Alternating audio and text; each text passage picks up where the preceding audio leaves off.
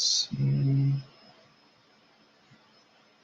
Give me a second here, guys. Let me see this.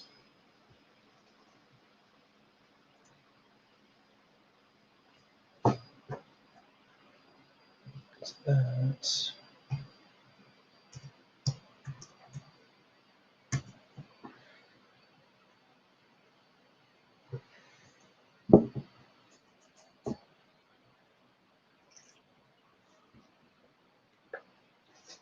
What? Enter the gates of oblivion. That looks pretty cool. Right, let's see what we got here. That's good. All right. So we're looking at implementing cybersecurity resilience. Okay. So a system engineer would like to remove the single point of failure and improve performance while creating subsystems with more than 3 disks, the lowest cost possible. Which of the following is the engineer most likely to invest in?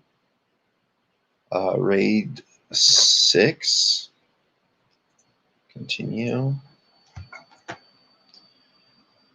Sorry, guys, it was taking a long. Oh, I guess it was RAID 10. It was taking a long time. I was just reviewing this test that I took a while back, and I didn't want you guys to watch that because it was probably going to be super boring for you guys. We're going through the 2.5 on the Certmaster Practice, and a full backup of a system is completed every Sunday at 12 noon. 3 times during the week. The same backup type is used to capture any files that have changed since the last full backup. Which backup scheme is used during the week? So full backup every Sunday, 3 times. That sounds like an incremental backup. It was a differential. Which redundant array of inexpensive disks? RAID combines mirroring and stripping and is a better option for mission critical applications. RAID 5? Was it? No. RAID 1? It's been rough so far. Start a company adds a firewall, an IDS, and a HIPS to its infrastructure. At the end of the week, they will still install HVAC in the server room. The company has scheduled penetration testing every month. Which type of layered security does this represent?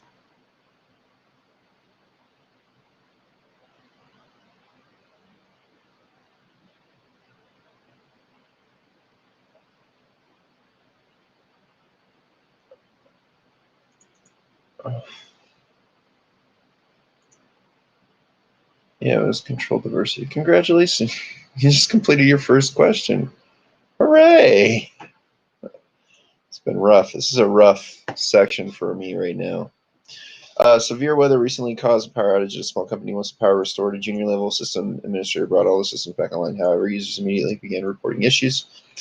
Junior systems administrator admitted to not having an order of restoration plan, resulting in difficulties resetting the systems. Evaluate the following options. Select the plan that the administrator should have followed to correctly complete the task. So those are looking good.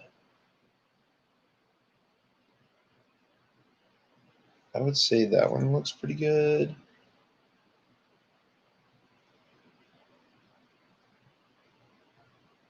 Yeah, I would do that. So yeah, you want to enable and test power first, enable and test infrastructure, and then you want to enable and test critical network servers. Servers are always last, what I remember. And then enabling and testing power is always first. Oh, man.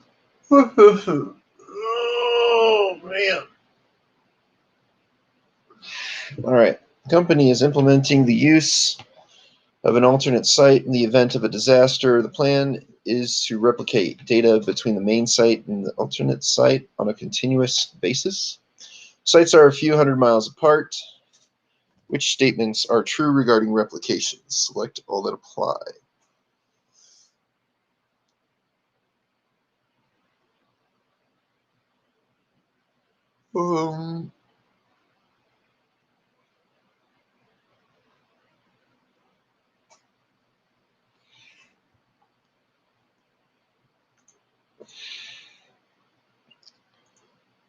Oof.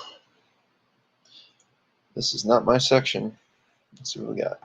Company maintained operations even though the workload had heavily increased using existing software, hardware, what my consumer allows us. Okay. Elasticity. Oh, was it scalability? Whoa, that's a bummer.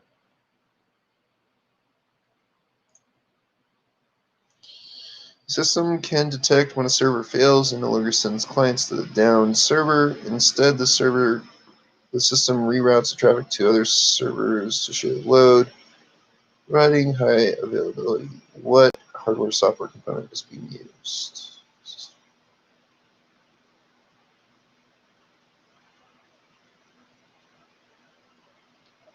It sounds like a load balancer. Boom. Hooray, I got some questions right. 3. Oh man, I'm so tired. Let's go learn. It was RAID 10. Okay, a system engineer would like to remove the single point of failure, improve performance while upgrading subsystems with more than 3 disks at the lowest cost possible. Which of the following is engineer most likely to invest in? Redundant array of inexpensive disks, RAID 10 combines mirroring and stripping in a single system. It delivers better write performance than any other RAID level. Providing data protection, RAID 10 requires a minimum of 4 disks. Redundant array of inexpensive disks provides increased system availability and fault tolerance for disks.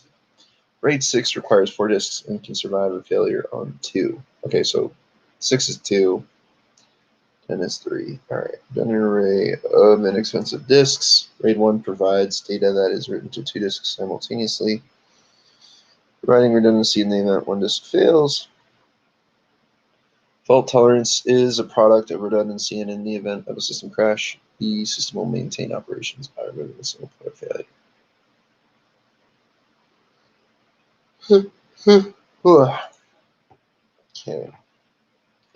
So was differential. Full backup of a system is completed every Sunday at 12 noon. 3 times during the week, the same backup type is used to capture any files that have changed since the last full backup. Which backup scheme is used during the week? It's differential. A differential backup begins with a full backup and copies information that has changed since the previous full backup. Backups are copies of data created to ensure data can be restored if corrupted or lost. A full backup copies all data specified in the backup routine. A full backup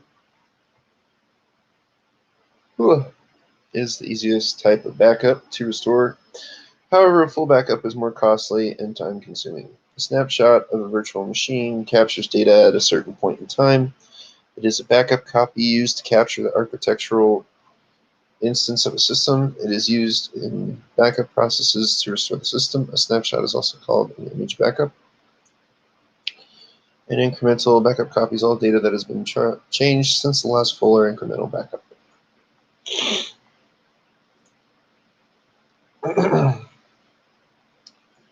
Which redundant array of inexpensive disks by tiering and stripping is the better option for mission critical applications? So RAID 10 again. Redundant array of inexpensive disks provides increased system availability and fault tolerance for disks. RAID 10 combines mirroring and stripping in a single system, provides better write performance than any other RAID level, providing data protection. RAID 5 requires at least 3 drives and provides stripping with parity. Is ideal for servers that have a limited number of data drives. RAID 1 provides redundancy through mirroring only. Data is duplicated to 2 drives. RAID 0 offers stripping only where data is split across the drives. Does not provide redundancy. RAID 0 has the worst data protection of all the RAID concepts. Okay. A company is implementing the use of an alternate site in the event of a disaster. The plan is to replicate data between the main site and the alternate site on a continuous basis. Sites are a few hundred miles apart. Which statements are true regarding replication? Synchronous replication is particularly sensitive to distance. Asynchronous replication indicates data is mirrored from a primary site to a secondary site. Okay.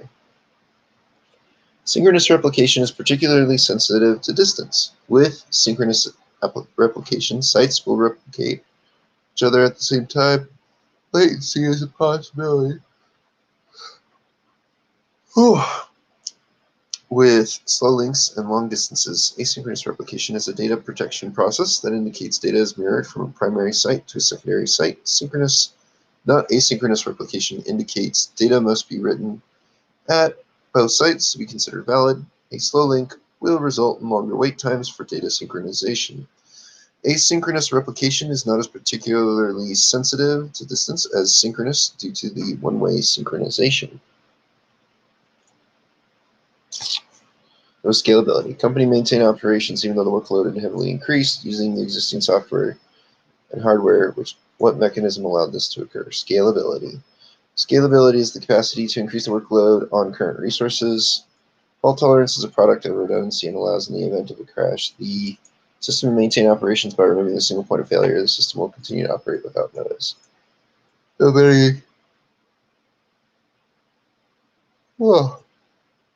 Availability is part of the confidentiality, integrity, and availability security triad. Ensures systems are operational and available to end users. Fault tolerance is a way to ensure availability. Elasticity is the ability to resize an environment based on the load. Elasticity is a part of virtualization and can reduce costs. A user can increase or decrease resources as necessary. Keep going. The company is implementing the use of alternate site in the event of a disaster. The plan is to replicate data between the main site and alternate site on a continuous basis. The sites are a few hundred miles apart. What statements are true regarding replication?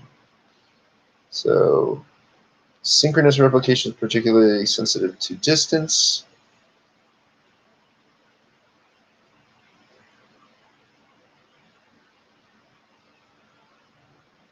Asynchronous replication. The case data is mirrored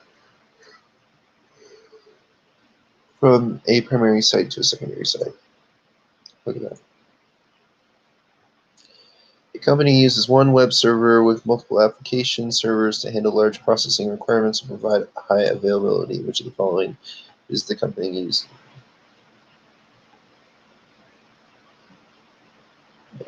Network interface card teaming.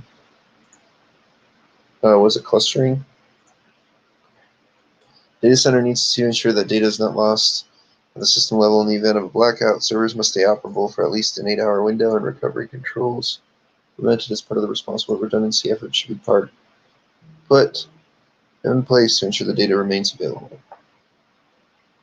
An uninterruptible power supply, UPS.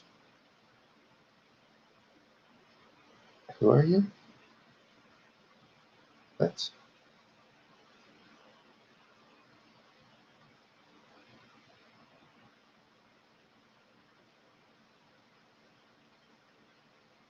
Mutual connections. Okay. I'm okay with this.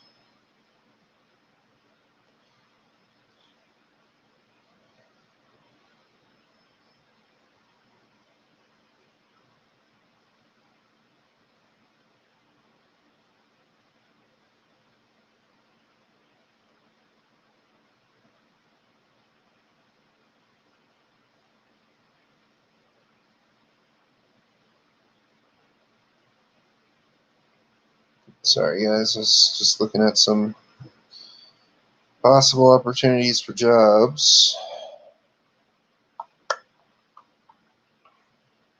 Still looking. Okay. Which redundancy effort should be put in place to ensure the data remains available? I would say a UPS, an uninterruptible power supply. Next. The user installed software on a system without permission. The system is now highly unstable, continuously crashes. and removing the software failed. It has been decided to restore the system from backup. A backup of the system is performed every night. The last entire backup was 5 days ago. To restore the system, 5 sets of data need to be used. Consider the available backup schemes, which will accomplish a complete restoration of data. Full and differential. Oh, it's full and incremental? Really? Well, that's awkward. System administrator clones a virtual machine from a certain point in time to deploy a new application for company timekeeping use. Which of the following actions did the system administrator perform? Virtual machine from a certain point in time to deploy. That was incremental backup. No? Alright, here then. A system engineer enhances the security of a network by adding firewalls to both the external network and the internal company network. The firewalls are products of 2 separate companies. This is an example of what type of security control practice.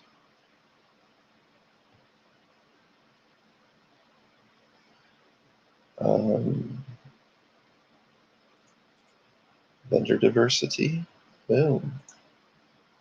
An application built to provide deployment and exercise information for a military branch requires 0 downtime to remain effective. Implementation of failover clusters ensures the redundancy in system failure is at a bare minimum. What type of application method is this?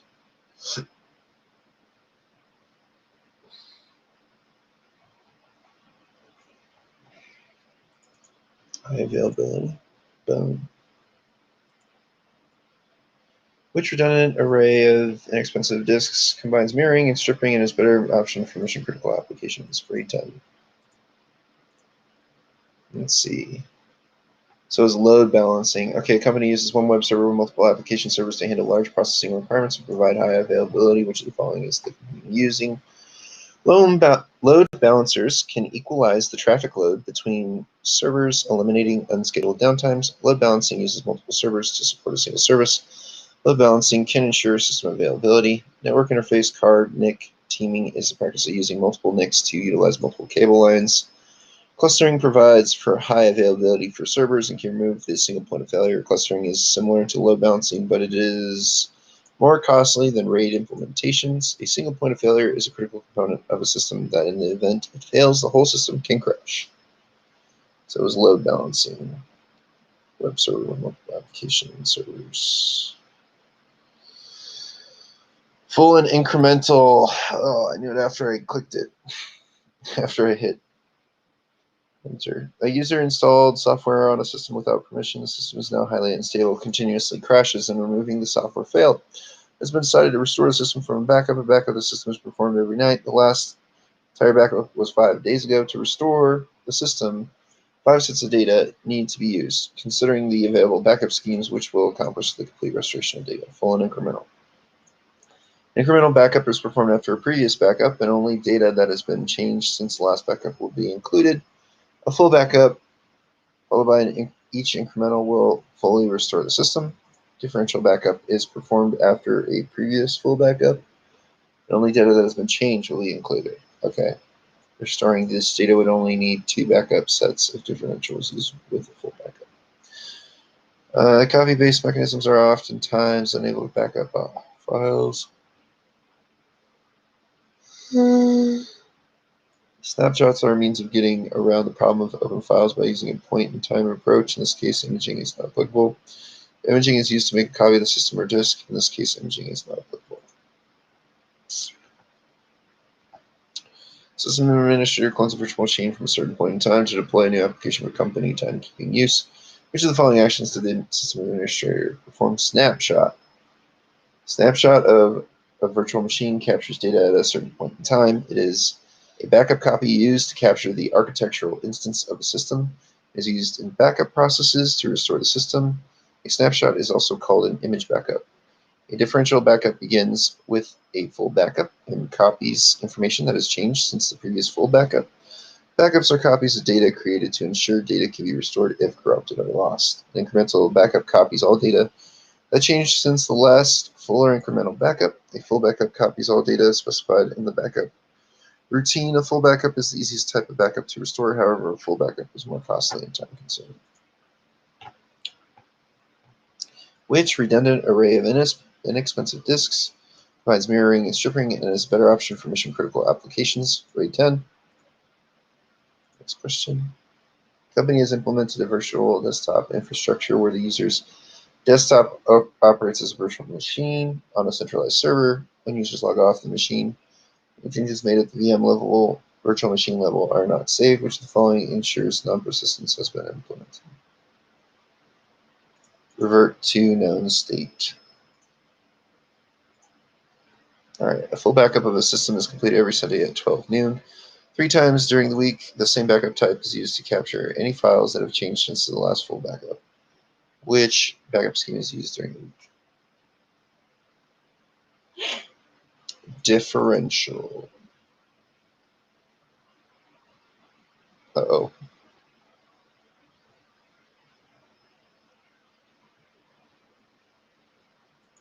I think it's incremental. Oh, it was differential. Crap. The company maintained operations even though the workload had heavily increased. Using the existing software and hardware mechanism allowed this to occur scalability.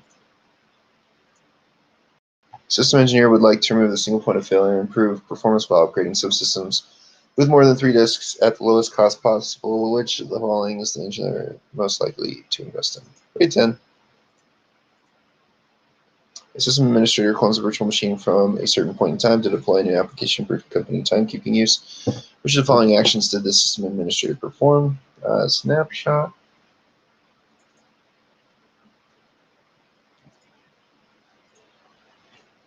Company uses one web server with multiple application servers to handle large processing requirements and provide high availability. Which of the following is the company using?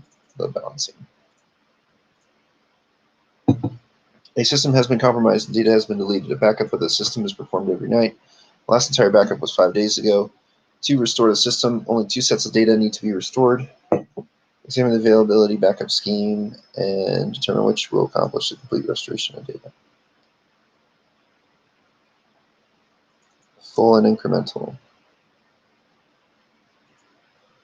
Oh, is it full and differential? Man, I am so bad with incremental and differential. So a full backup of a system is completed every Sunday at 12 noon. 3 times during the week, the same backup type is used to capture any files that have changed since the last full backup. Which backup scheme is used during the week? Differential. A differential backup begins with a full backup and copies information that has changed since the previous full backup. Backups are copies of data created to ensure data can be restored if corrupted or lost. A full backup copies all data specified in the backup routine. A full backup is the easiest type of backup to restore. However, a full backup is more costly and time-consuming. A snapshot of a virtual machine captures data at a certain point in time. It is a backup copy used to capture the architectural instance of a system. It is used in backup processes to restore the system. A snapshot is also called an image backup. I'm going to blow my nose. An incremental backup copies all data that has been changed since the last full or incremental backup.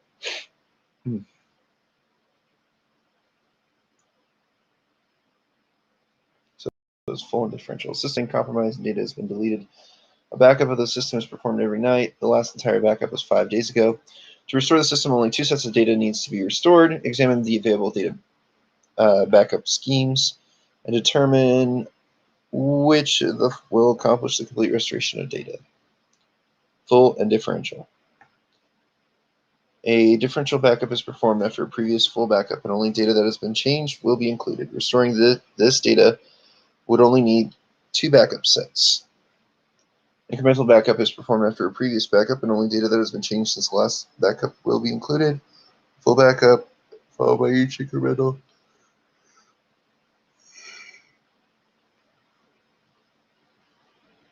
Would restore the system. Copy-based mechanisms are oftentimes unable to back up open files. Snapshots are a means of getting around the problem of open files by using a point-in-time approach. In this case, imaging is not applicable. Imaging is used to make a copy of a system or a disk. In this case, imaging is not applicable.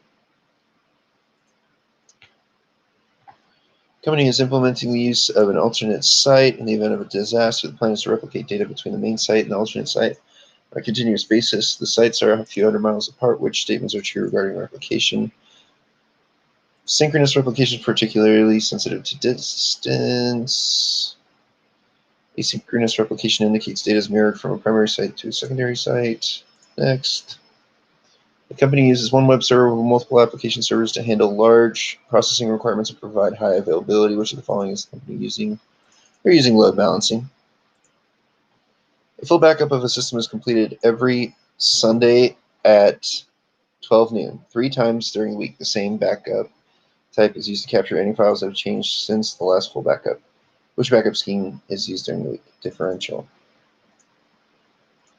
Whew. A company maintained operations even though the workload had heavily increased. Using the existing software and hardware, what mechanism allowed this to occur? Scalability. A user installed software on a system without permission. The system is now highly unstable, continuously crashes, and removing the software failed. It has been decided to restore the system from backup. The backup of the system is performed every night. The last entire backup was 5 days ago. To restore the system, 5 sets of data need to be reused. Considering the available backup schemes, which will accomplish the complete restoration of the data? Full and incremental. System engineer would like to remove the single point of failure and improve performance while upgrading subsystems for more than 3 disks at the lowest cost possible. Which of the following is the engineer most likely to invest in? Grade 10. Next. System administrator clones a virtual machine from a certain point in time to deploy a new application for company timekeeping use. Which of the following actions does the system administrator perform? Snapshot. To provide new functionality in a company's business processes, the system requires a new line of business application. This application awaits installation. Which of the following is the best approach for implementation of a new application on the server? Test the new application in the sandbox before deploying. Really? Run vulnerability scans. Take a snapshot of the server and test the application before installing to production. Okay, to provide new functionality in company's business processes, the system requires a new line of business application. Our application awaits installation. Which of the following is the best approach for implementation of the new application on the server? Take a snapshot of the server and test the application before installing to production. Snapshots are backups of a system that can be used to quickly recover from erroneous installs of new applications or patches. The snapshot should be taken before the application or update is installed. New application should be tested before applying to production. Taking a snapshot after installing the applications will not provide a usable rollback option in the event of the error in the new application. The application should be tested before being applied. However, a snapshot should also be taken before the application deployment. Vulnerability scanning should be completed on the new application before it is deployed to production.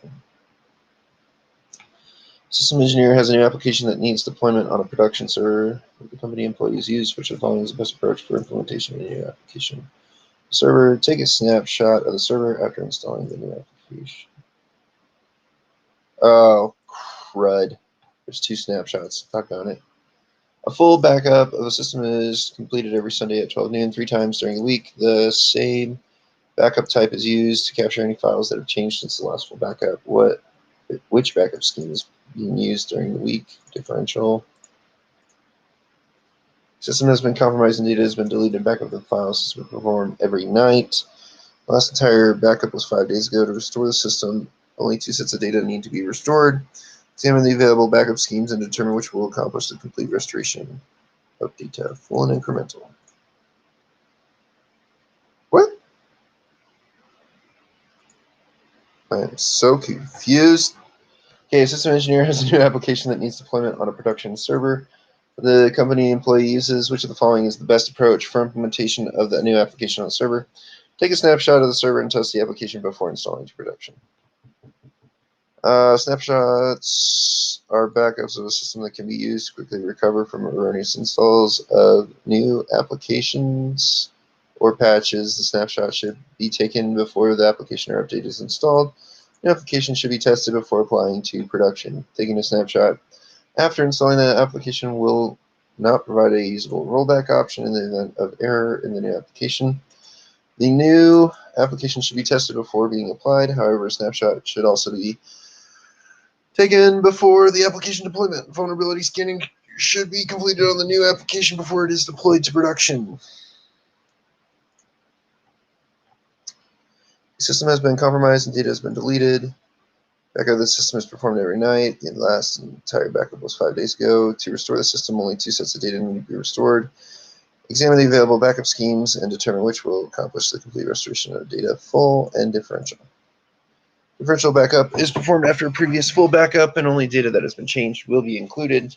Storing this data would only need 2 backup sets. An incremental backup is performed after a previous backup, and only data that has been changed since the last backup will be included. A full backup followed by each incremental would restore the system. Copy-paste mechanisms are oftentimes unable to back up open files. Snapshots are a means of getting around the problem of open files by using a point-in-time approach. In this case, imaging is not applicable. Imaging is used to make a copy of the system or a disk. In this case, imaging is not applicable. Okay, let's try this again. User installed software on a system without permission. The system is now highly unstable, continuously crashes, removing. The software failed. It has been decided to restore the system from a backup. A backup of the system is performed every night. Last entire backup was 5 days ago. To restore the system, 5 sets of data need to be used. Considering the available data backup schemes, which the following will accomplish complete restoration of data. Full and incremental. To provide new functionality in a company's business processes, the system requires a new line of business application. Application awaits installation. Which of the following is the best approach for implementation of a new application on the server? Take a snapshot of the server and test the application before installing to production. Before, not after. Holy cow, man. A system has been compromised and data has been deleted. A backup of the system is performed every night. The last entire backup was 5 days ago. To restore the system, only 2 sets of data need to be restored. Examine the available backup schemes and determine which will complete the restoration of data. Full and incremental. Oh, it's full and differential. No! A system engineer has a new application that needs deployment on a production server that the company employees use. Which of the following is the best approach for implementation of the new application of the server? Take a snapshot of the server and test the application before installing to production.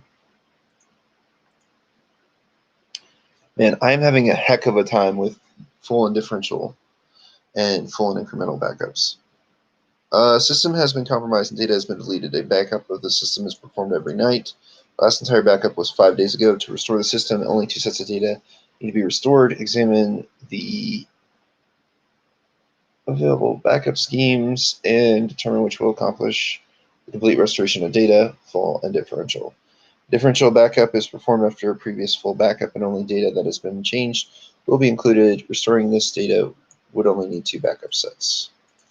Incremental backup is performed after a previous backup, and only data that has been changed since the last backup will be included. A full backup by each incremental would restore the system. Copy-paste mechanisms are often unable to back up open files. Snapshots are means of getting around the problem of opening files by using a point-in-time approach. In this case, imaging is not applicable. Imaging is used to make a copy of the system disk. In this case, imaging is not applicable. So full and differential. All right, we can do this. A user installed software in a system without permission. The system is now highly unstable, continuously crashes, and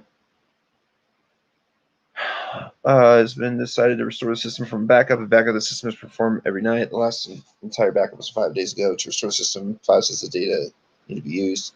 Considering this available backup scheme, what will accomplish the complete restoration of data? That's full and incremental.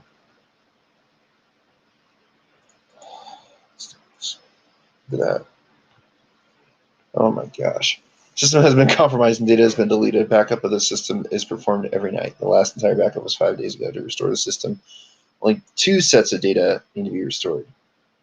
Examine the available backup schemes and determine which will accomplish the complete restoration of data. Full and differential. Oh, that was so difficult. Look at that. Golly.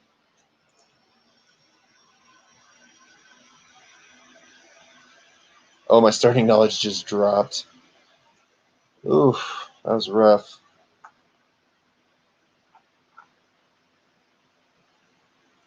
Let's go back to my dashboard. Get spanked again. Plan security implications of embedded and specialized systems. All right. What constraints make traditional desktop systems inferior to an embedded system?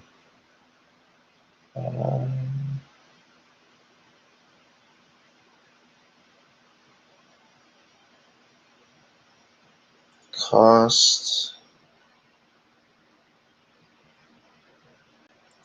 upgrade. So embedded systems have high reliability, low latency. So it would be power and computation. Oof. Which technology is solely capable of providing up to 1 megabit per second data rate speeds for embedded systems and is compatible with 5G networks? SIM card? No? Man, I'm going to bomb this. A company wants to maintain system availability for authorized users. Which environmental security control measure will the company implement?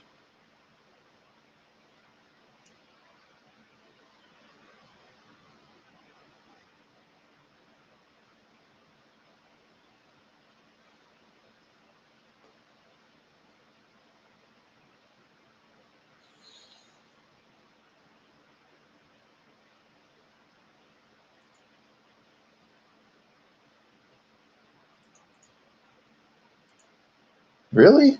Cable lock then?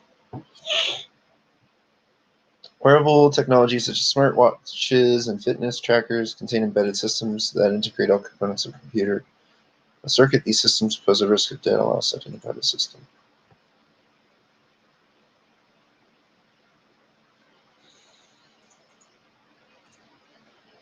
SOC. A service tech working for a major ISP is installing a new voice over internet protocol system for a corporate customer. Recommends a method of securing data transport for the voice over internet protocol system in order to protect audio data from calls.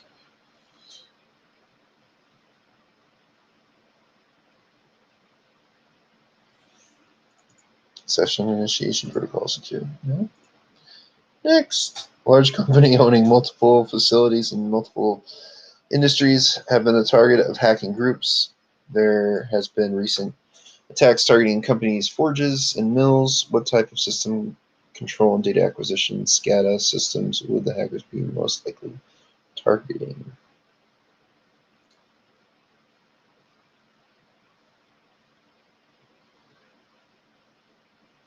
Forges and mills.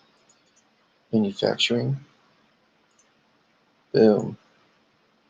Installing and manage embedded systems and Internet of Things come with a set of operational constraints. What are some of the constraints that would affect the security of those devices and network they are on?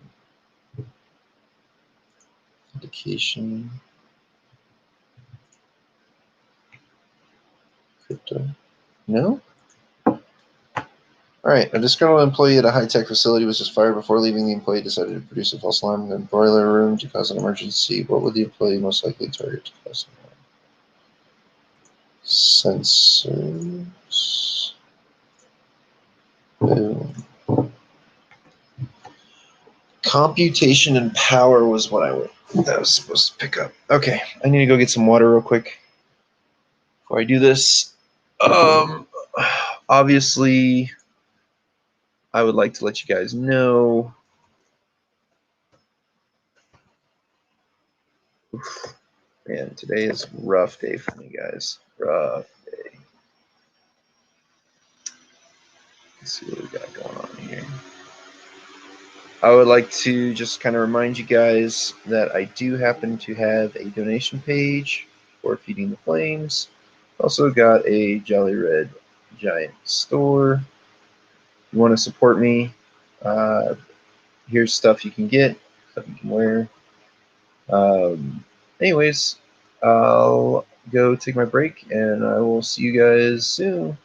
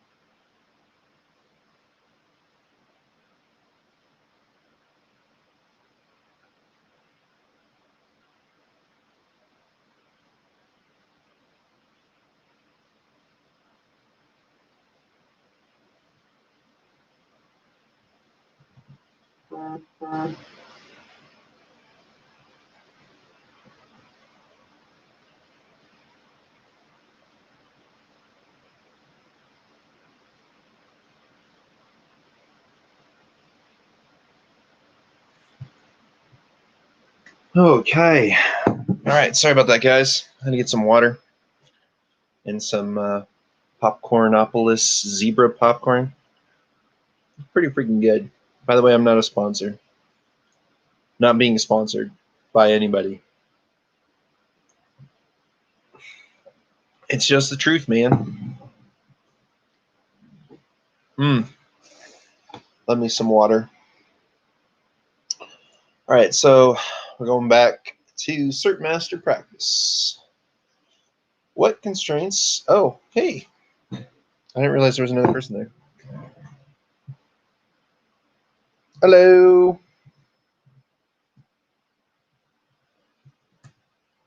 Here we go.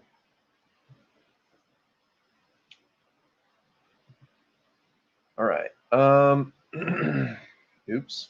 Yeah, no, I didn't mean to do that. That's a whoops. All right. What constraints make traditional desktop systems inferior to an embedded system? I'm going to select all that apply. So computation, compute cost, and power.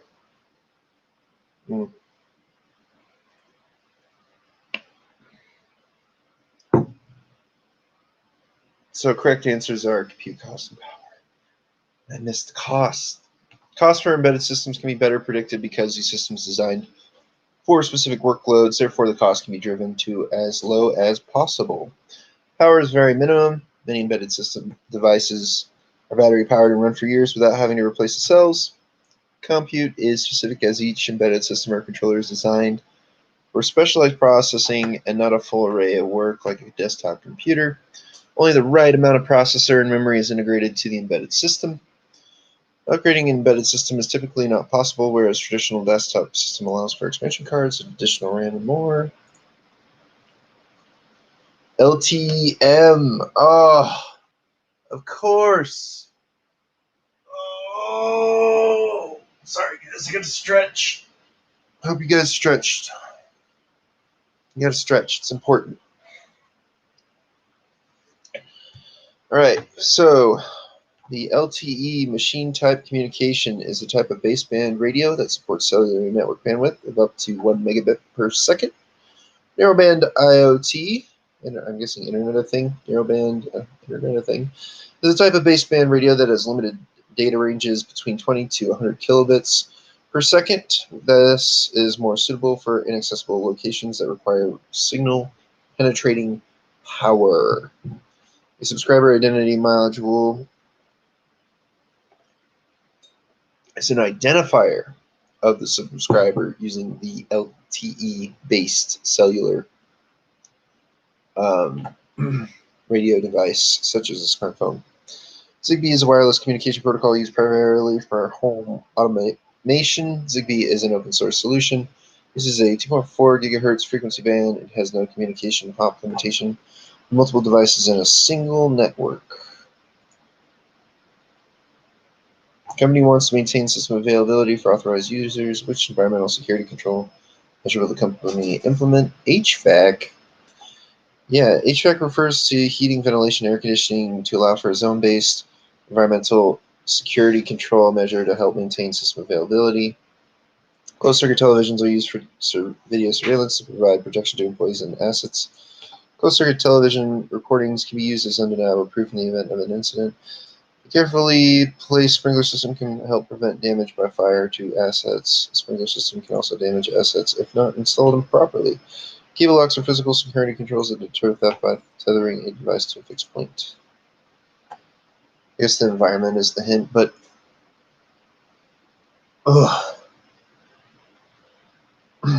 a service tech working for a major ISP is installing a new voice over internet protocol system for a corporate customer. Recommended method of securing data transfer for voice over internet protocol system in order to protect audio data from calls. Secure Real-Time Transport Protocol. Secure Real-Time Transport Protocol is a secure version of Real-Time Transport Protocol, a network protocol used for transport of voice and video data.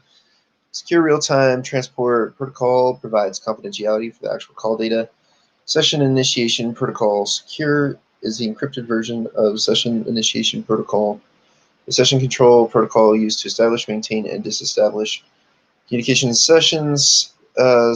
Session Initiation Protocol. Secure protects session data and end-user devices. PBX is a private telephone network that is used by a business or company. PBX users can communicate internally and externally through various channels of communication, including voice through Internet Protocol. Quality of service refers to data traffic management technology that reduces network packet loss, jitter, and latency. So secure real-time transport protocol for voice. Oh, implied trust was the other one. Okay, so installing and managing embedded systems in Internet of Things comes with a set of operational constraints. What are some of those constraints that would affect the security of the device and network they are on? Crypto, implied trust, and authentication. All right.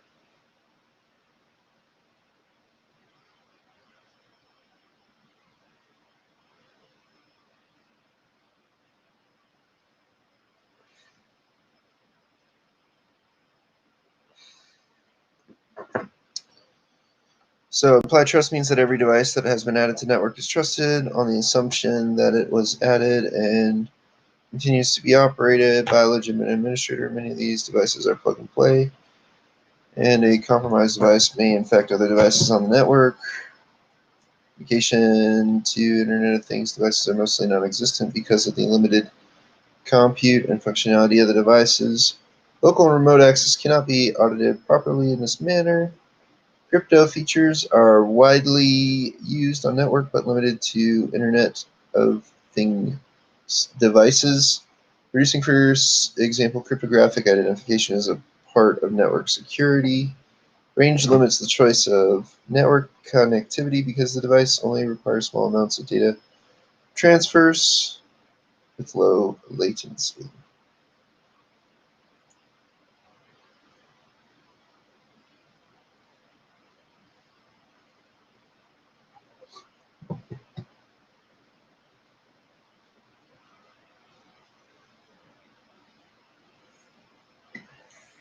A lot of sparse cloud coverage today. It's making the sunlight go and oscillate or strobe. It's pretty weird. Okay, so service tech working for major ISP is installing a new voice over internet protocol system for a corporate customer. Recommended method of securing data transport for the voice over internet protocol system in order to protect audio data calls. We're looking for secure real-time transport protocol. I am sure. Next. A system on a chip is an embedded system that integrates all components of a computer on a circuit. These systems pose a risk of data loss on which of the following devices? SCADA? No? Okay. A specialized system that included embedded and automated controllers are becoming commonplace among the general consumer. Which of the systems could harm or even kill people if not secured from outside threats? Smart cars, insulin pumps.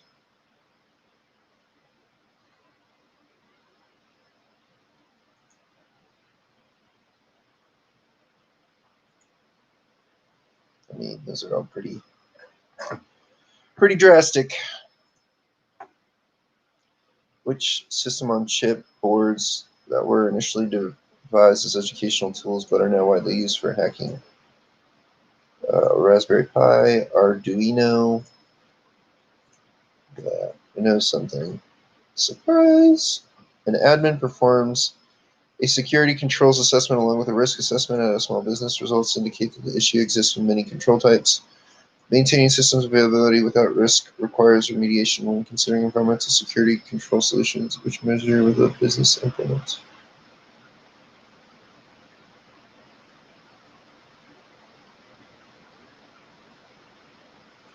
HVAC. It's a weird way to, I don't know, the question is so weird, but whenever you see environment, I guess just assume they're talking about HVAC. Installing and managing embedded systems and Internet of Things comes with a set of operational constraints. There's some of those. What are some of those constraints that would affect the security of those devices in the network they are on? Crypto, range, implied trust. What? Was it authentication? Really? Well, crap. No, it was crypto, implied trust, and something.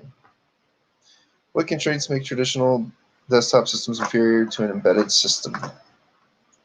So, compute, cost, power. Next question. Which technology is solely capable of providing up to 1 megabit per second and data rate speeds for embedded systems and is compatible with 5G networks? LTE-M. So it was wearable technology. Okay, a system on a chip is an embedded system that integrates all components of a computer on a circuit. These systems pose a risk of data loss on which of the following devices? Wearable technology. Wearable technology can be described as any device that can be worn or have implanted that can communicate with another device. Wearable technology has embedded systems that can be susceptible to data breaches.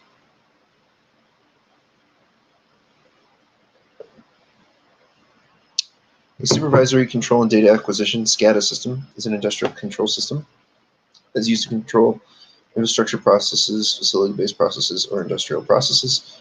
Virtualization is the act of creating a virtual replica of a physical device. Snapshots are backups of a system that can be used to quickly recover from erroneous installs or new applications or patches, creating a snapshot of a system that will capture the system at the moment in time. Whew. So it was authentication, crypto authentication, implied trust. Installing and managing embedded systems and Internet of Things come with a set of operational constraints. What are some of those constraints that would affect the security of those devices in the network they are on? Crypto, authentication, and implied trust. Implied trust means that every device that has been added to the network is trusted on the assumption that it was added and continues to be operated by a legitimate administrator. Many of these devices are plug and play. A compromised device may infect other devices on the network. Authentication to Internet of Things devices are mostly non-existent because of the limited compute and functionality of the devices. Local and remote access cannot be audited properly in this manner. Crypto features are widely used on network, but limited to Internet of Things devices, producing, for example, cryptographic identification as a part of network security. Range limits the choices of network connectivity. This device only requires small of amounts of data transfers with low latency. All right, so installing, managing embedded systems and Internet of Things comes with a set of operational constraints. What are those constraints that would affect the security of those devices and network they are on? Crypto, implied trust, authentication. I am sure now. Next, Service Tech working for a major ISP is installing a new voice over Internet protocol system for a corporate customer. Recommend a method of securing data transportation for the voice over Internet protocol system in order to protect audio data from calls. Secure real-time transport protocol. SRTP. Next. CIO at a firm no longer allows employees to wear smartwatches in the briefing room. Most briefings contain sensitive information regarding clients. The employees must place their devices in a bin before entering. What is the CIO most likely concerned with? Confidentiality. Next. What constraints make traditional desktop systems inferior to an embedded system? The cost, the power, the computation. Next question. Which technology is solely capable of providing up to 1 megabit per second data rate speeds for embedded systems and is compatible with 5G networks? LTE-M. Company wants to maintain system availability for authorized users. Which environmental security control will the company implement? HVAC. Where can we go? A system on a chip is an embedded system that integrates all components of a computer on a circuit. These systems pose a risk of data loss on which of the following devices? Wearable technology. All right. Installing and managing embedded systems and Internet of Things come with a set of operational constraints. What are some of those constraints that would affect the security of those devices and the network they are on? Implied trust, authentication, and crypto.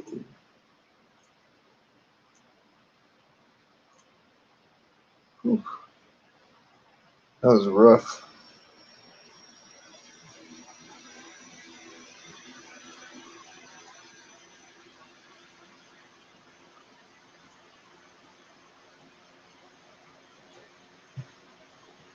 %40. All right.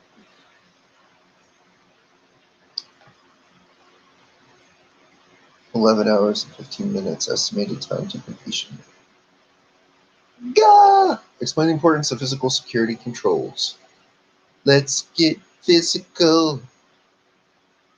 A company CIO worked on building a room that prevents Wi-Fi, cellular, and RFI signals from emitting in and out of a defined area to secure the employee's environment and to protect from data leakage. What did the CIO construct? A Faraday cage. Next question. Confidential data is ready to be destroyed. The plan is to use pulping, and a requirements list is being created to carry out the task. Considering various approaches to destroying media, how will pulping be implemented? No, no, no. Shredding and mixing contents with a solution. Yes. Several computers are being given to employees. The company decided that hard disk drives do not need to be removed, but all data should be erased, which media sanitization process effectively meets these requirements. Yeah, that would.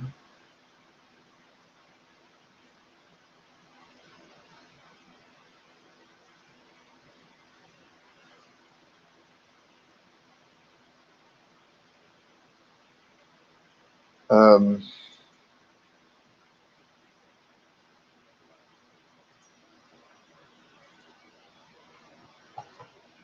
Cooling costs in the data center increased dramatically in previous months due to the addition of two mainframes. To lower the energy, cooling, and management costs while maintaining airflow, what can the technician employ?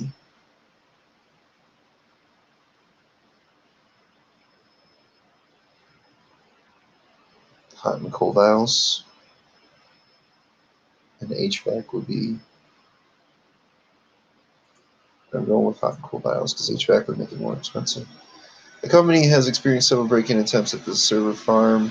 The gated area requires common access cards for entry. What other physical security control can the company employ to deter unauthorized entry to the building? Lighting.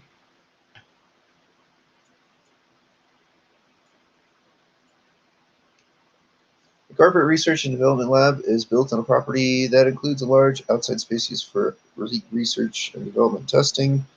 Recommend a physical security control that can be purchased or contracted from a third party that can most efficiently cover a large outside space as quickly as possible. Drones, UAVs. And next question. A system administrator implements a web server that both the internal employees and external vendors can access. What type of topology should the administrator implement?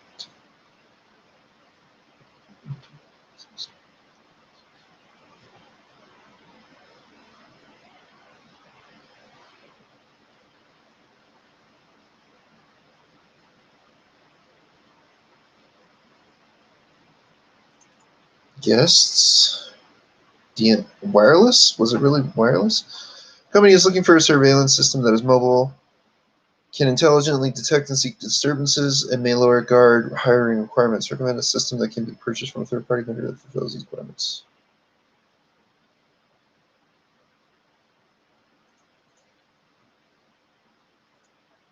Yeah, robot sentries. It was a DMZ. Okay. System administrator implements a web server that both the internal employees and external vendors can access. What type of topology should the administrator implement? A demilitarized zone. The demilitarized zone is between two firewalls, providing layer protection for the internet-facing servers. It is an area A network that is designed for public and company use. The demilitarized zone is a buffer network between the public untrusted internet and the private trusted LAN. Ad hoc zone is created when two or more wireless devices connect to one another, creating an on-demand network. A guest network is a wireless network used to provide non-employees or guests with internet access. This access is limited to certain functions such as internet surfing and email. Wireless topology is used to extend a wired local area network through the use of an antenna.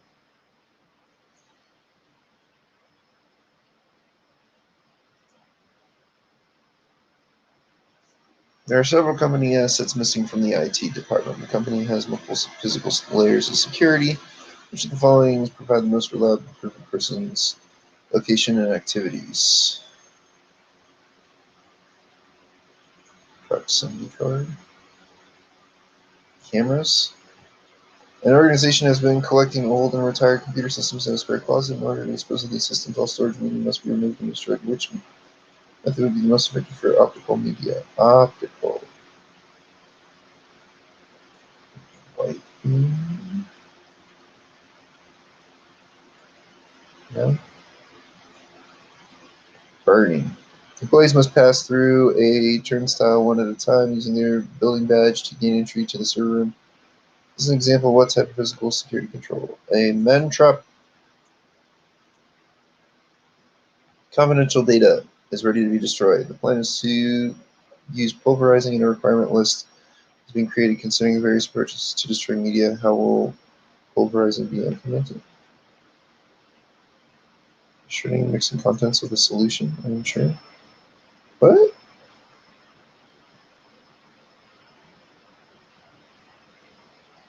Oh. I guess some electromagnetic magnets on that one. When implementing the security control that addresses something you are, what is the most probable solution?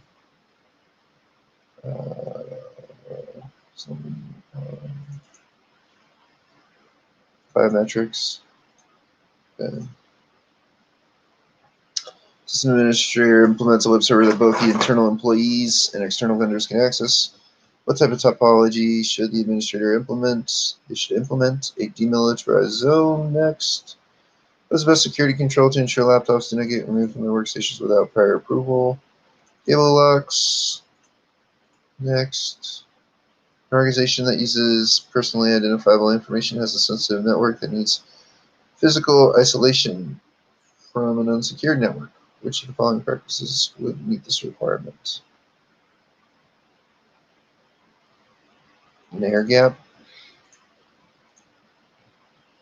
Okay, there are several company assets missing from the IT department. The company has multiple physical layers of security. Which of the following provide the most reliable proof of a person's location and activities? Cameras. Video surveillance provides the most undeniable proof of people's activities. If a video camera records an employee doing something malicious, it cannot be refuted. In addition, cameras can deter threats if actively monitored. Proximity card can be used by an unauthorized person and can be voidable as proof of activity.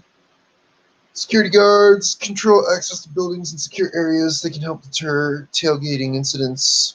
Biometrics use physical characteristics to control access to restricted areas. They can improve someone's entrance and exit facilities. Unfortunately, biometrics can provide false readings. Shredding. Organization has been collecting old and retired computer systems in a spare closet. In order to dispose of these systems, all storage media must be removed and destroyed. For which method would be the most effective for optical media shredding? Shredding is the easiest and most convenient way to destroy optical media, CD and DVD.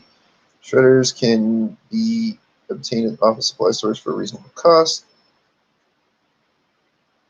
Oh yeah, optical media is not magnetic. The housing would succeed on a traditional hard disk. Wiping.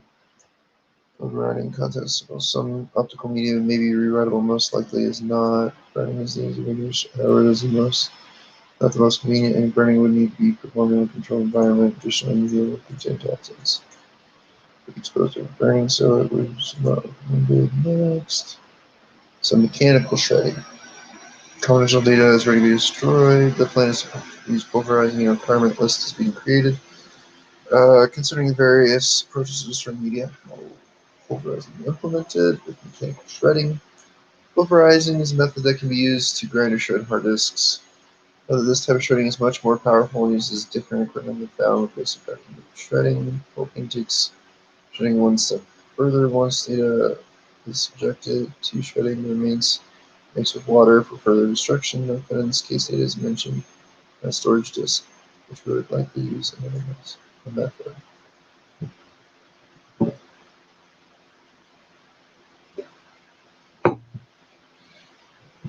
He can also use the process of using electromagnetic forces to erase magnet-based storage media.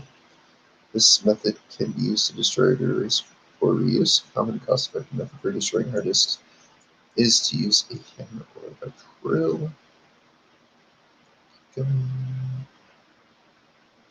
System administrator implements a web server that both the internal employees and external vendors can access. What type of topology should the administrator implement?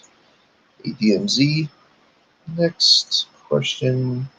Confidential data is ready to be destroyed. The plan is to use pulverizing and a requirement. This is being created. Considering the various approaches to destroying media, how will pulverizing be implemented? Mechanically shredding. Next. The organization has been collecting old and retired computer equipment systems in a spare closet. In order to dispose of these systems, all storage media must be removed or destroyed. Which method would be the most effective for optical media? Shredding. There are several company assets missing from the IT department. The company has multiple physical layers of security. Which of the following provide the most reliable proof of person's location? Activities cameras. Confidential data is ready to be destroyed. The plan is to use pulverizing and a requirement list has been created. Considering the various approaches to destroying media, pulverizing implemented mechanically shredding. There are several company assets missing from the IT department. The company has multiple physical layers of security, which of the following provide the most reliable proof of a person's location and activities. Cameras. The organization has been collecting old and retired computer systems in a spare closet. In order to dispose of these systems, all storage media must be removed and destroyed first. Which method would be the most effective for optical media shredding? I have mastered this module.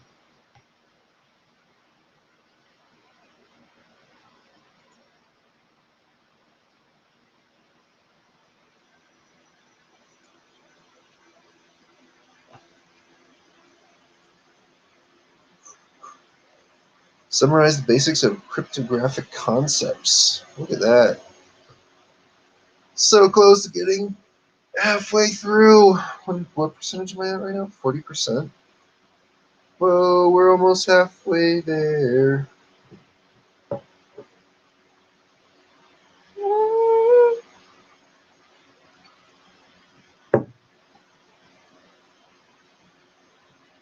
All right, a systems administrator in an organization sets up a shared drive for employees. The drive contains company files that should not be modified or corrupted. Which of the following solutions could the administrator use to ensure integrity of the files? Adding hashes to them.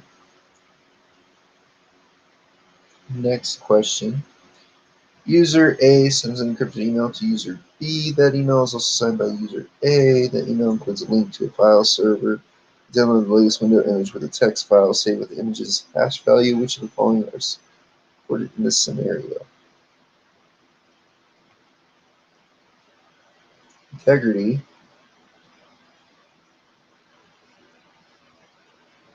Confidentiality. Really? Okay. Within the confines of available resources, the concept of resource versus security constraints involves a trade-off between employing best possible security. Which of the following is an important consideration? Balancing cryptography use, quality of real-time streaming voice and video.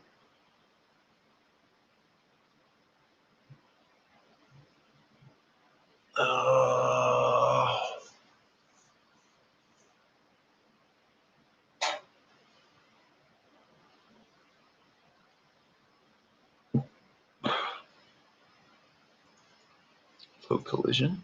No. Steganography is a technique for hiding data within other data. Typically, information embeds in the least expected places, which the following are examples of steganography.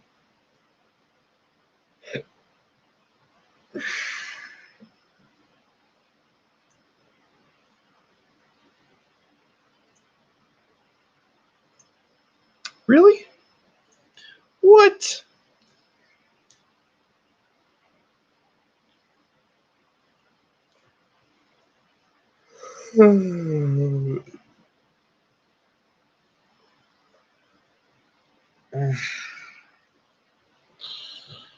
Okay.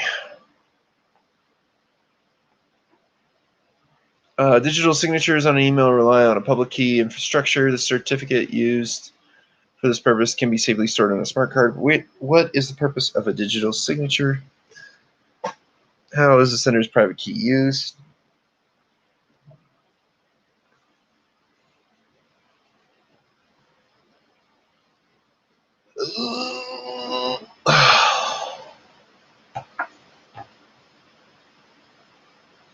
Non-repudiation.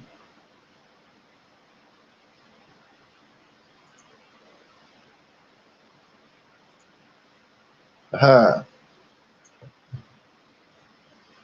What are the difference between RC4 and 3DES ciphers?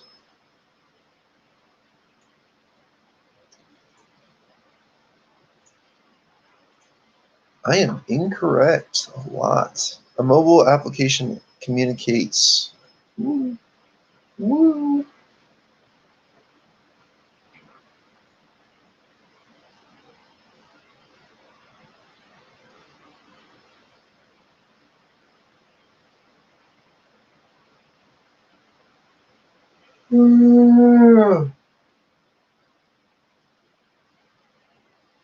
Mobile application communicates with a central web server. It sends blocks of data of 128 bits. Software developer wants to use an optimal cipher algorithm that will support confidentiality in the fastest way possible. Which cipher and mode should be used in this situation? Select all.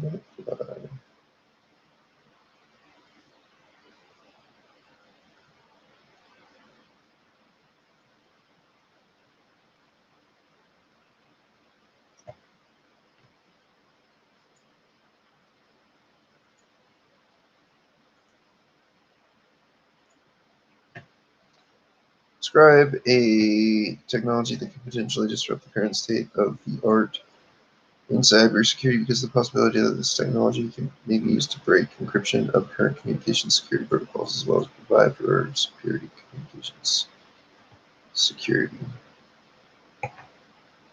Quantum computing. Next. So it was confidentiality, integrity, and non-repudiation.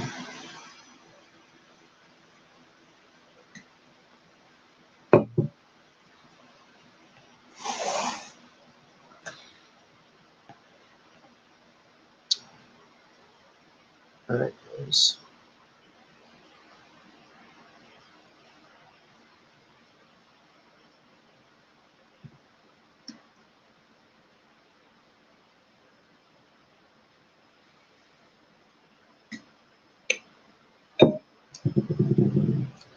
All right, so user A sends an encrypted email to user B. That user is also signed by user A.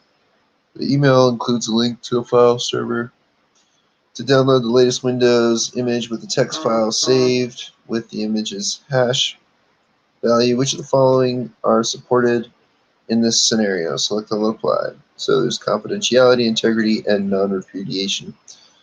Confidentiality is a fundamental goal of keeping information and communication private and protected from unauthorized access. An encrypted email supports confidentiality. Non-repudiation is a security goal of ensuring the party that sent a transmission or created data remains associated with the data. Cannot deny sending or creating that data. The purpose of digital signatures is non-repudiation. Integrity means that the data is stored and transferred as intended, and any modification is authorized. The hashing process and value support integrity. Obfuscation is a technique that essentially hides or camouflages code or other information so that it is harder to read by unauthorized users. So low latency. Within the confines of available resources, the concepts of resource versus security constraints involves a trade-off between employing the best possible security. Which of the following is an important consideration? Balancing cryptography use and the quality of real-time streaming voice and video. Low latency. Latency is the time delay that can occur in real-time channels like voice and video. Like here in Twitch streaming, there's definitely a latency. So like if I clap, it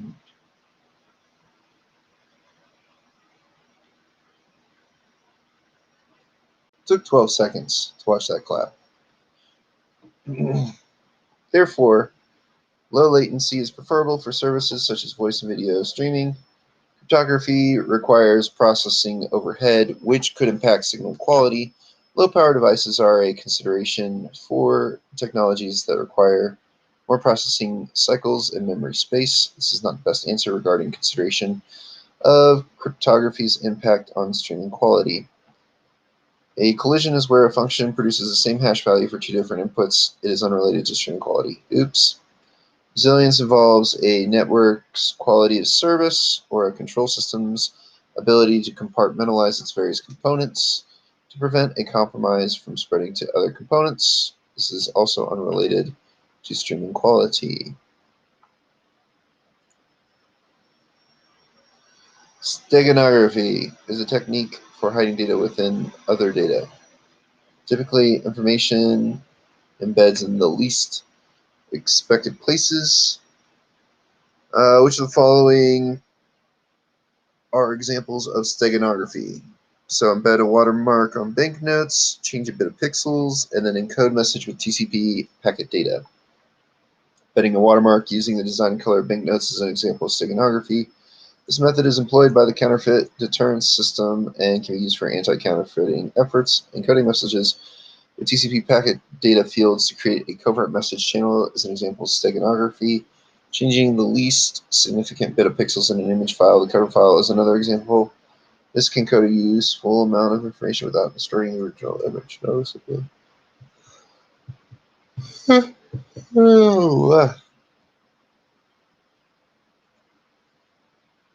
Alright, so RC4 block size. RC4 is a stream cipher, 3DES block size is 64-bit.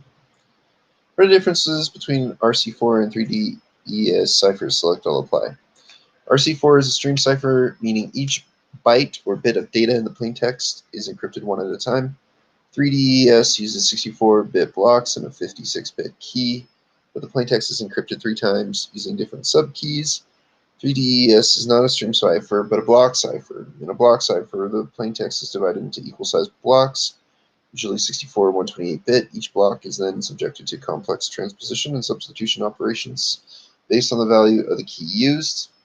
RC4 is not a block cipher. Advanced encryption standard uses a block size of 128 bits. Next. Cipher. So I need an electronic codebook and block cipher. The mobile application communicates with a central web server and sends blocks of data of 128 bits. The software developer wants to use an optimal cipher algorithm that will support confidentiality in the fastest way possible. Which cipher and mode would be used in this situation? Select all that apply. So then electronic codebook and block cipher were the correct answers. A block cipher is optimal because the block size is already defined by the application. A cipher like AES will provide the confidentiality required. Electronic codebook is a mode operation that will process the encryption in blocks using the same key. This is the simplest and fastest mode.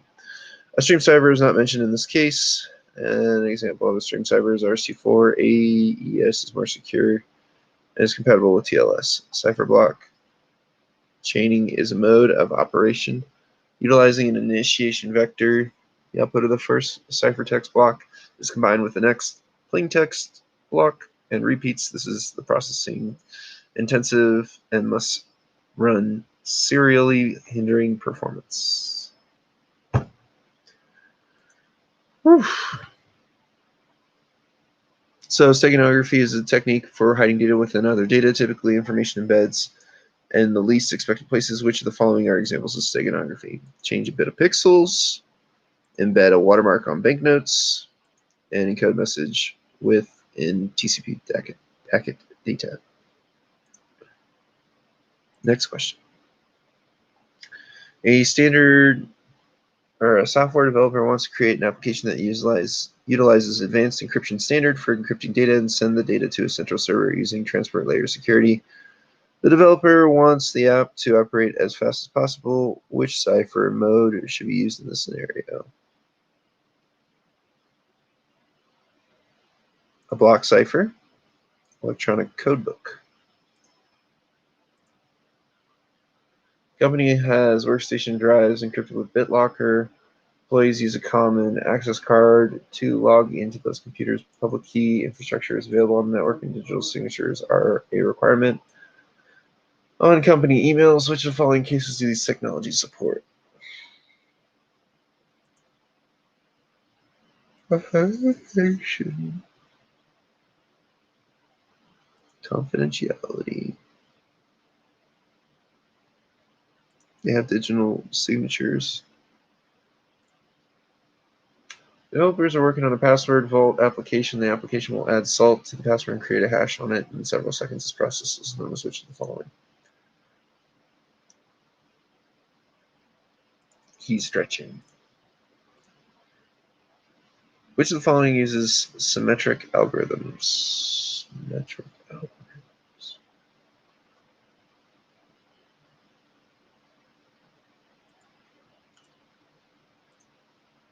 Oh.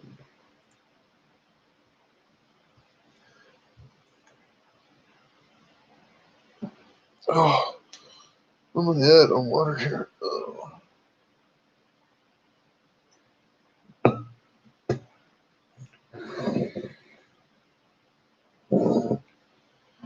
A custom suite of in-house applications use a variety of encryption methods to process, send, audit, and archive data. Many use various symmetric and key pair encryptions to authenticate messages and ensure the integrity of those messages. Which of the following would be a benefit of using these encryption methods?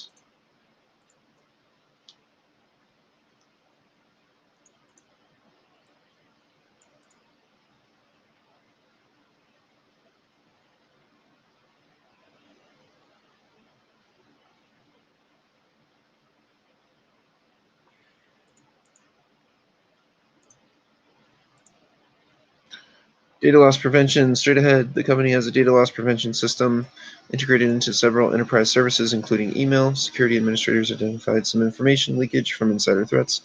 Using a series of pictures attached to emails, which of the following leaked the information?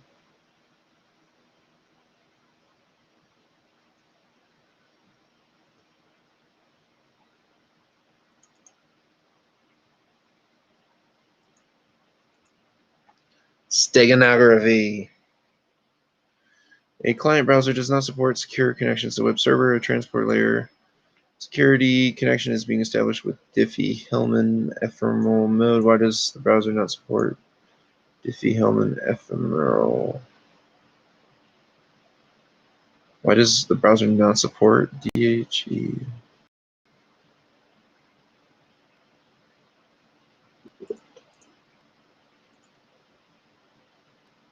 Ephemeral key.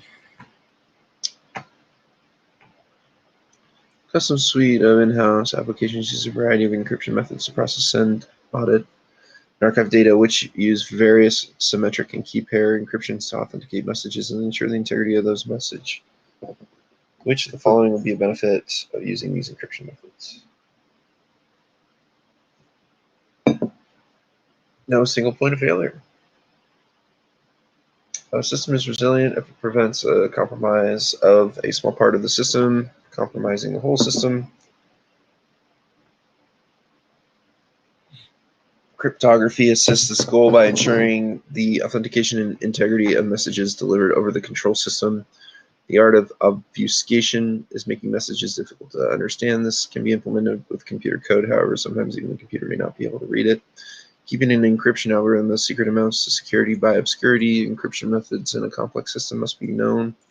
by specific applications in order to communicate properly. Launching a side channel attack means monitoring things like timing, power consumption, and electromagnetic emanation. These have a physical relation. Steganography is a technique for hiding data within other data. Typically, information embeds in the least expected places. Which of the following are examples of steganography? Change a bit of pixels, encode message in TCP packet data, embed a watermark on banknotes. I'm sure. Next question. Mobile application communicates with a central web server and sends blocks of data of 128 bits. The software developer wants to use optimal cipher algorithm that will support confidentiality in the fastest way possible. Which cipher and mode would be best used in this situation? Block cipher and electronic codebook. I'm sure. Next question. What are the differences between RC4 and 3DES? So RC4 is a stream cipher. 3DES block sizes are 64-bit. Next question. Complex control system for a utility company has been developed and includes workstation servers, sensors, control boxes, some operating logic. It is designed to use cryptography so that a compromise of a small part of the system does not compromise the rest of the system. How does cryptography assist with this level of resiliency?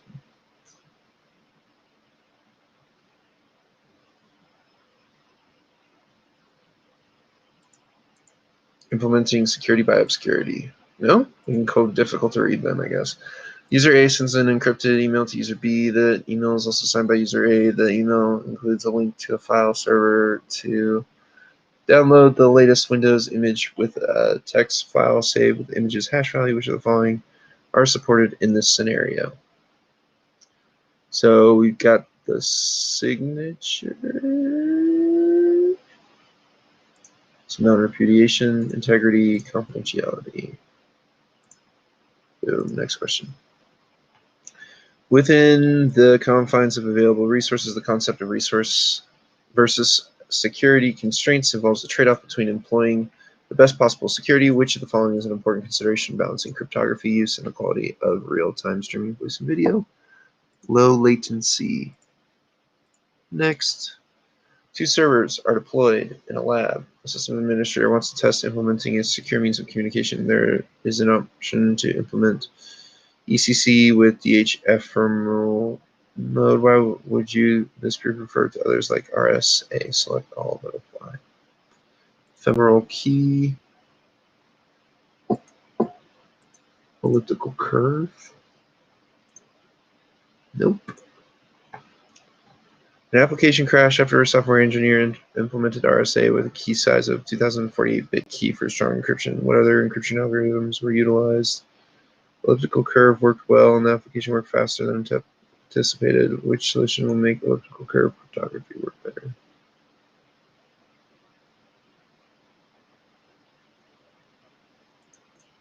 Secure hashing. No? Authentication and integrity of messages. A complex control system for a utility company has been developed. It includes workstation servers, sensors, control boxes, and some operating logic. It is designed to use cryptography so that a compromise, a small part of the system does not compromise the rest of the system. How does cryptography assist with this level of resiliency, authentication, and integrity of messages? A system is resilient if it prevents a compromise of a small part of the system compromising the whole system. Cryptography assists this goal by ensuring the authentication and integrity of messages delivered over the control system. The art of obfuscation is making messages difficult to understand. This can be implemented with computer code. However, sometimes even the computer may not be able to read it. Keeping an encryption algorithm a secret amounts to security by obscurity. Well, encryption methods in a complex system must be known by specific applications in order to communicate properly. Launching a side channel attack means monitoring things like timing, power consumption, and electromagnetic emanation. These have a physical relation.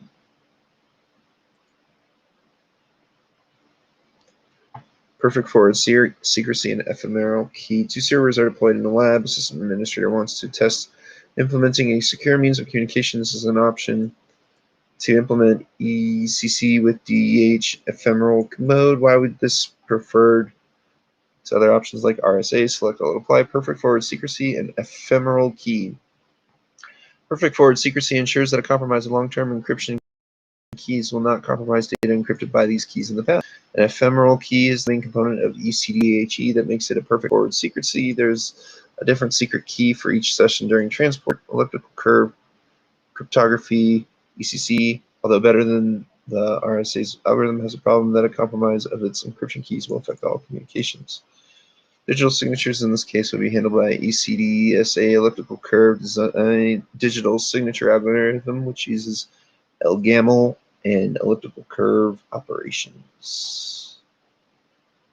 An application crash after software engineer implemented RSA with a key size of 2048-bit key for strong encryption.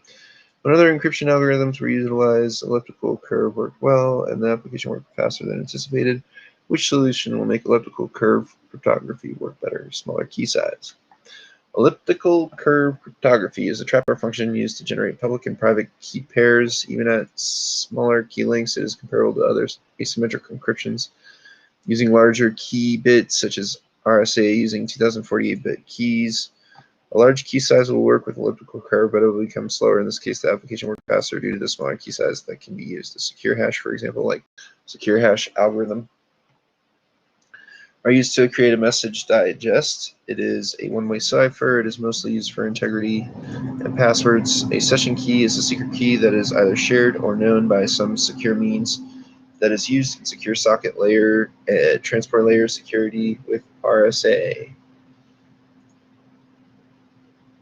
A software engineer needs to incorporate an asymmetric encryption into a custom application. However, the code does not work well with large keys. Ideally, the engineer does not want to sacrifice the application's encryption and security. Which of the following would best fit the needs of the application? A Diffie-Hellman. Elliptical curve. Okay, I'm guessing elliptical curve. That would have been the next one. What are the differences between RC4 and 3DES ciphers? 3DES block sizes are 64 bits. RC4 is a stream cipher. Sure. Next. Developers are testing an application in a lab where two servers are communicating in a very secure manner. Each session is encrypted using perfect forward secrecy. How is this secure communication possible? Ephemeral key and ECDHE. Next. Custom suite of in-house applications use a variety of encryption methods to process, send, audit, and archive data. Many use various symmetric and key pair encryptions to authenticate messages and ensure the integrity of those messages. Which of the following would be a benefit of using these encryption methods? No single point of failure.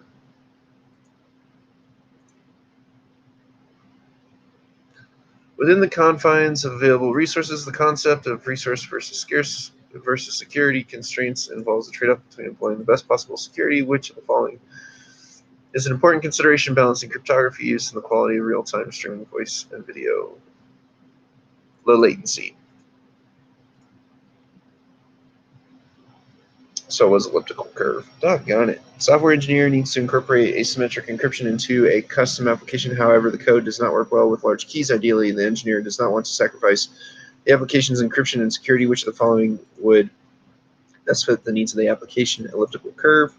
Elliptical curve cryptography is a trapdoor function used to generate public-private key pairs. Even at smaller key lengths, it is comparable to other asymmetric encryptions using larger key bits. Diffie-Hellman is a key agreement protocol that does not encrypt nor authenticate messages. Advanced encryption standard is a symmetric block cipher and uses key sizes of 128, 192, or 256 bits. This will not apply to the asymmetric encryption requirement in this case. Data encryption standard is a symmetric block cipher. This will not apply to the asymmetric encryption requirement in this case. Keep going. My life. Complex control system for a utility company has been developed. It includes workstation server sensors, control boxes, some operating logic. It is designed to use cryptography so that a compromise of a small part of the system does not compromise the rest of the system. How does cryptography assist with this level of resiliency? Authentication and integrity of messages. Next. 2 servers are deployed in the lab. A systems administrator wants to test implementing a secure means of communication. There is an option to implement ECDHE, ECC with DH ephemeral mode. Why would this be preferred to other options like RSA? Select all apply. Perfect forward secrecy and ephemeral key. Next question. An application crash ever, a software engineer implemented RSA with a key size of 2048 bit key for strong encryption. When other encryption algorithms were utilized, elliptical curve worked well, and the application worked faster than anticipated. Which solution will make elliptical curve cryptography work better? Smaller key size. Keep going. Software engineer needs to incorporate asymmetric encryption into a customer application. However, the code does not work well with large keys. Ideally, the engineer does not want to sacrifice the application's encryption and security. Which of the following would best fit the needs of the application? An elliptical curve. Yes. Course reports.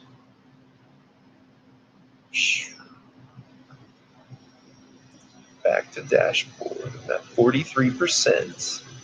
And this is all finished. Implementation.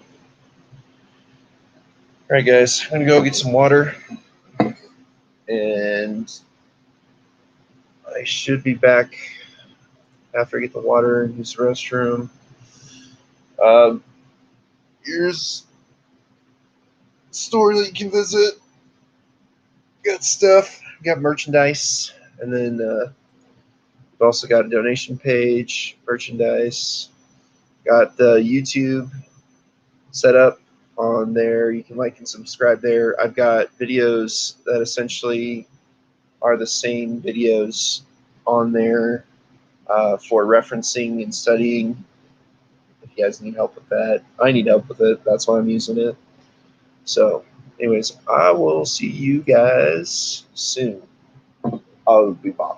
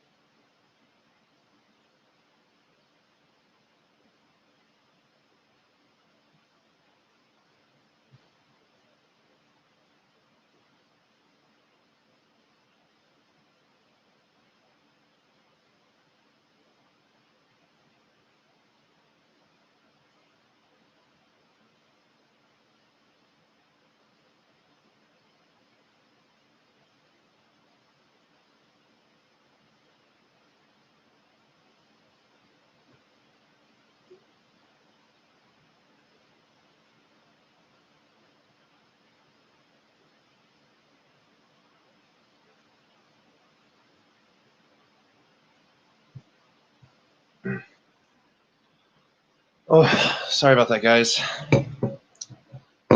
Wife needed some motivation. Job searching's hard, man. Put you through a ringer of emotions. I'm in a glass case of emotion. All right. Oh yeah, that's the final assessment answers. Yeah, no, that's not it. Oh, hey, look, I found it. Honestly, guys, at this point, I kind of want to just go straight into certified ethical hacker. I don't know. What do you think? I mean, I've got 6 minutes to shift over, so I think that's what I'm going to do.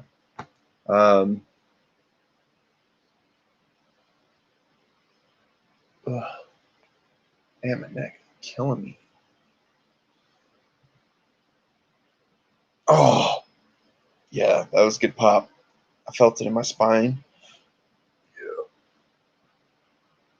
Yeah. Sorry, I'm doing all the stretches right now. It feels so good, you know, when you pop something. Oh, so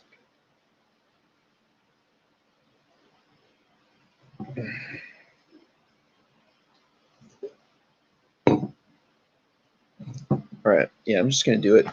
All right, so give me a second, guys. I'm gonna just kind of transition over. Let me write this down. That I was at 58 of 87.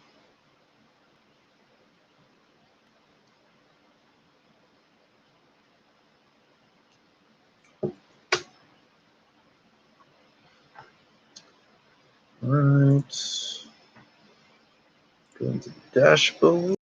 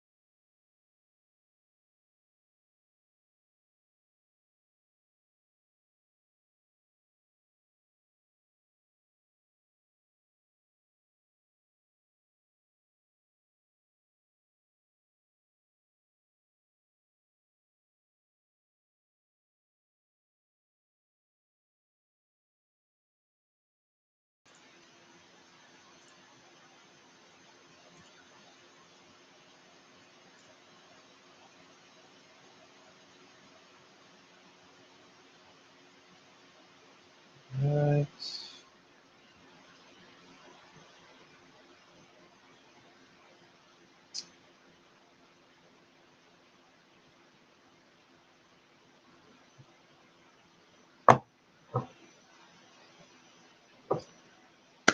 All right, sorry about the wait, guys. Let's see what we're doing here.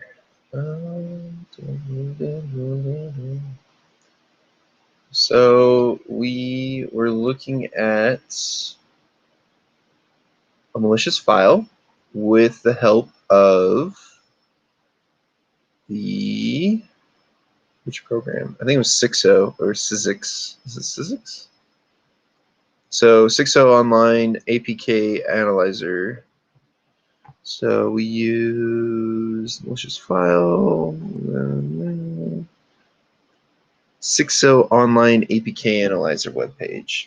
All right, and we went through, we clicked on the file, and then we got this following information. Scroll down to requested permissions section to view information regarding the app's requested permissions. So on here, oh wait, is it this way? No. Oh, why don't you let me touch you? I'm just trying to touch you. Finger. Well, this is awkward. Oh! Okay. So look at all these permissions that I was trying to access. When an app wants to access resources or various device capabilities, it typically must request permission from the user to do so. Some permissions are granted by the user when installing the app, and some need to be confirmed later while the app is running. The requested permissions are declared in the app's Android manifest.xml file. Oh, hello. Let's see. Let's see what we got going on here.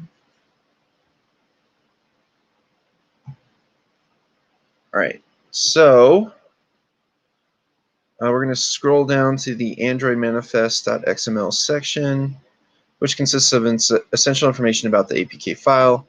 Manifest file contains important information about the app that is used by development tools, the Android system, and app stores. It contains the app's package name, version information, declaration of app components, requested permissions, and other important data. It is serialized into a binary XML format and bundled inside the app's APK file. So Android scheme Metasploit. Does that sound familiar from our backdoor we created? You can also scroll down to view the information about the app's APK signature, app source code, etc.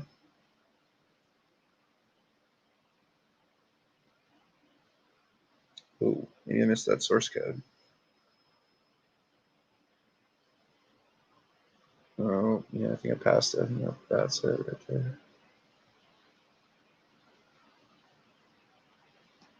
I think that is the reference right there. Now we shall analyze the malicious app using the third tool, AVC Android. All right, so we're going to click the plus in the browser to open a new tab. Aha, there's the plus button. All right, and remember, this is for detecting if something's wrong with your phone. Okay, so now we're going to HTTPS android.av/comparatives.org/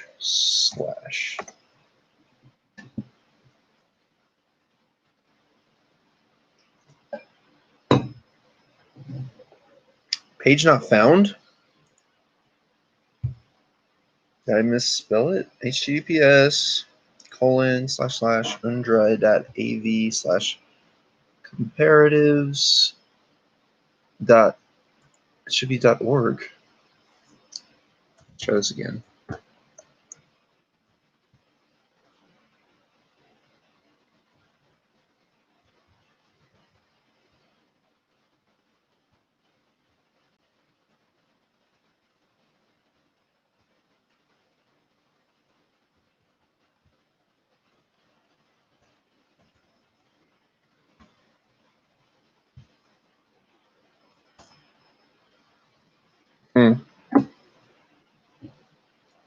Yeah, that doesn't happen.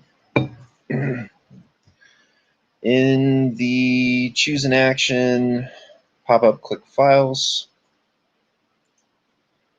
Yeah, I can't do any of this because your website no longer exists apparently. So 6.0 online APK analyzer is good. You can also use other online Android analyzers such as Sandroid, APK Tool, and App Risk Scanner to analyze malicious applications. All right, so now we're going to analyze a malicious app using QuickSea Vulnerability Scanner. QuickSea is an intelligent and integrated end-to-end mobile app security solution. This powerful tool is for developers to protect and monitor any mobile apps in minutes.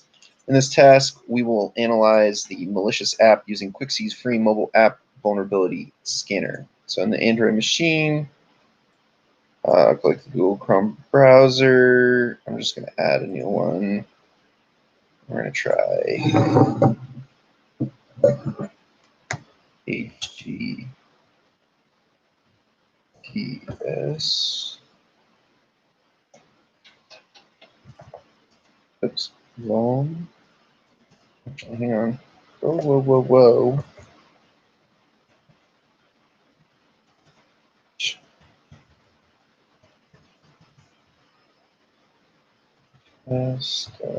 Quixie.com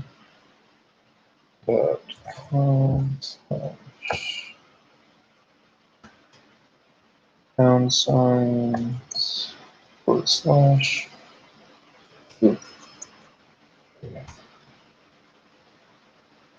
Okay, it looks like Quixie is good. Yeah. Okay, Quixie's loading. All right. In the Quixie website loads, click the drag and drop. Or click here to scan your app field. All right. So we're going to click on our files. We're going to click the backdoor. Now, again, this is pretending that I'm on my phone. So you don't have a mouse. You use your finger to do this. All right.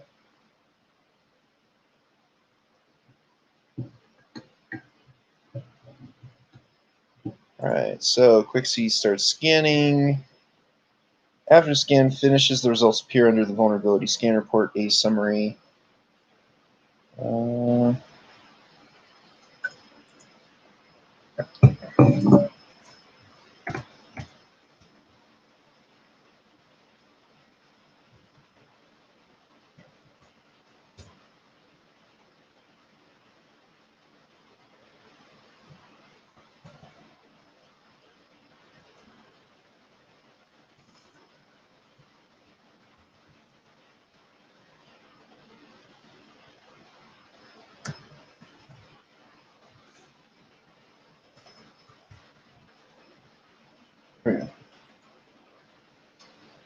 Asking me silly questions like that.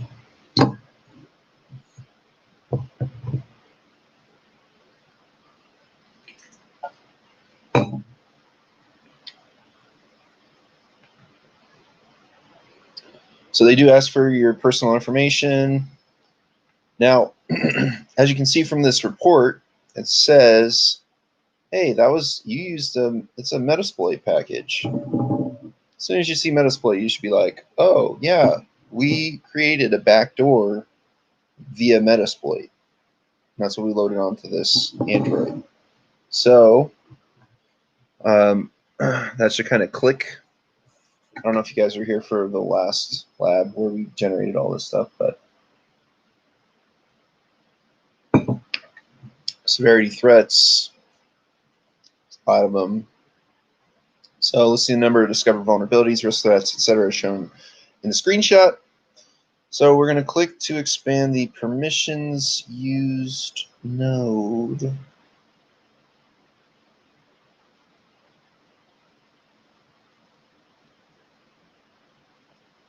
Permissions used node. Where is this sucker? I don't think it's going to let me do that anymore. I think they've kind of changed their website around.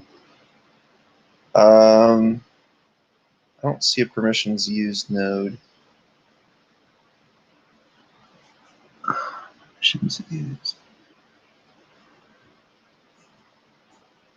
I think they might have updated it to get full report. Yeah, see, they're trying to charge you now. It used to be free, but not anymore. So you can't do some of this stuff. Certification information node.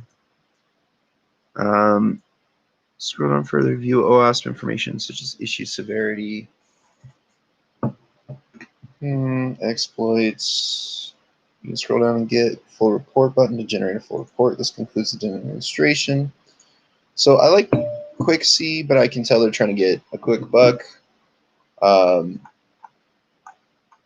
was the other one? AV comparative does not work, or AVC Android doesn't work. Page not found, and the last one was the 6.0 online APK analyzer. So I liked this one, but this one wasn't bad either. This presentation of this one is slightly better, ever so slightly. But 6.0 online is no cost to you, and it tells you the exact coding, so you can look through the coding yourself instead of having these fancy little medium. All right. Anyways, so securing Android devices from malicious apps using Malwarebytes security. Malwarebytes is an anti-malware mobile tool that provides protection against malware, ransomware, and this one was actually recommended by my certified ethical hacker professor. My other professor that I had for certified network defender recommended Lookout. He said his kid uses it and he doesn't think it's bad, but I have heard Malwarebytes has a potential. It's free. They're both free. There are like upgrades for both, I think, but yeah, good. It's good. If you don't have something like this on your phone, you should reassess your life, because a phone anymore is like a computer. It needs basically malware protection and all that stuff. People are hacking phones. We just hacked a phone last lab. And I showed you like how you could create a backdoor and stuff with Metasploit. And we just saw how it affected the phone. So yeah, it's really important, guys. You should definitely do that kind of stuff. Let's see. It blocks, detects, and removes adware and malware, conducts privacy audits for all apps, and ensures safer browsing. In this task, we will secure an Android device from malicious applications using Malwarebytes security.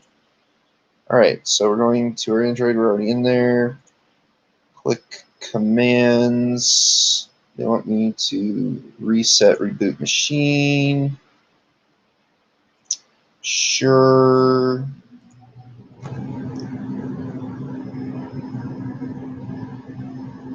Okay, we're going to go to the second page.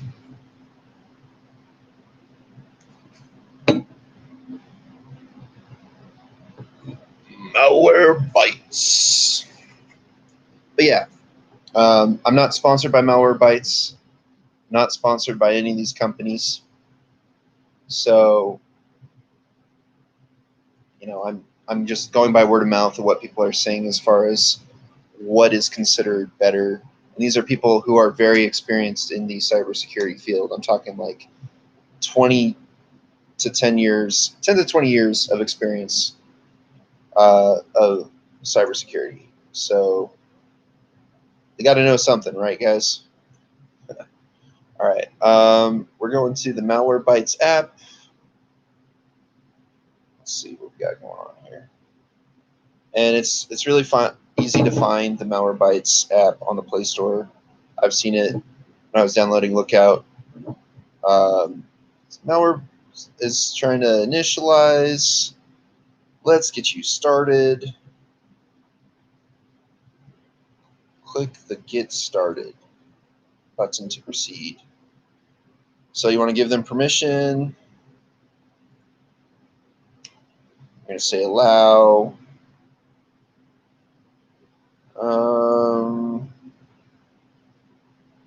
Device is safe. We're going to scan now. That's interesting because it's not. I don't think the back door should still be applied on there. Let's see.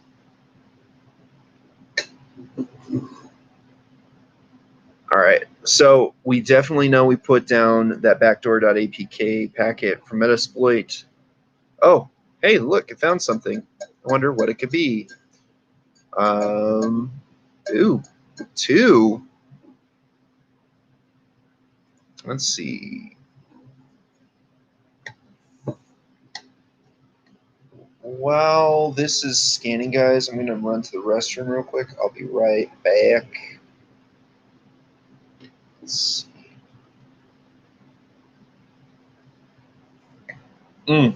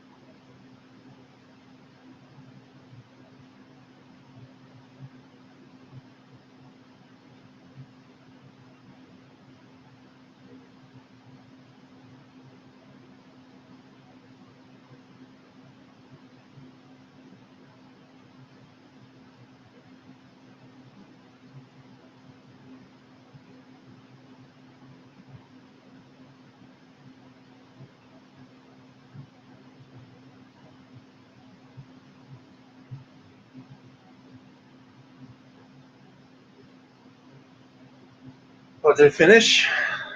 Oh my gosh. Oh, it found my low orbit ion cannon.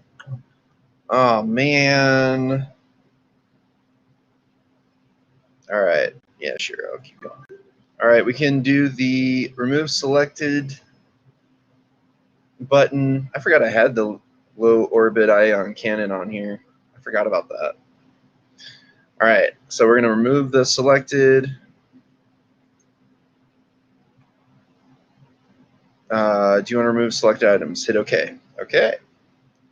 Oh yeah, one of the things I forgot to mention, again, this is for Android devices, guys, not for Apple. Apple's got a weird kind of thing going on where they kind of consider their security as IP related. So not a lot of no companies can actually create apps for that as of right now. Um, so yeah, it kind of sucks to have Apple products. I don't like Apple products, so I'll tell you guys right now, I'll be straight up with you. Apple sucks. All right. Um, I think that's pretty straightforward with Malwarebytes, though. So we've got previous. That scan took 2 minutes. Went through, scanned 13 files, 100 apps, and it removed 3 of 3. And let's see, other mobile antivirus and anti-spyware tools. I have heard of Anti-Spy Mobile.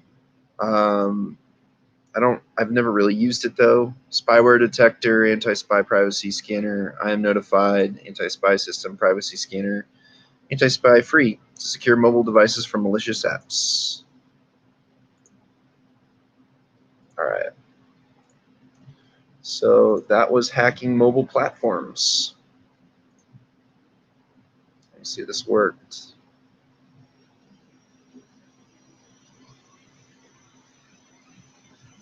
Ugh. Yeah. Why would I expect anything different, right? I'm not really doing anything different. So. But yeah.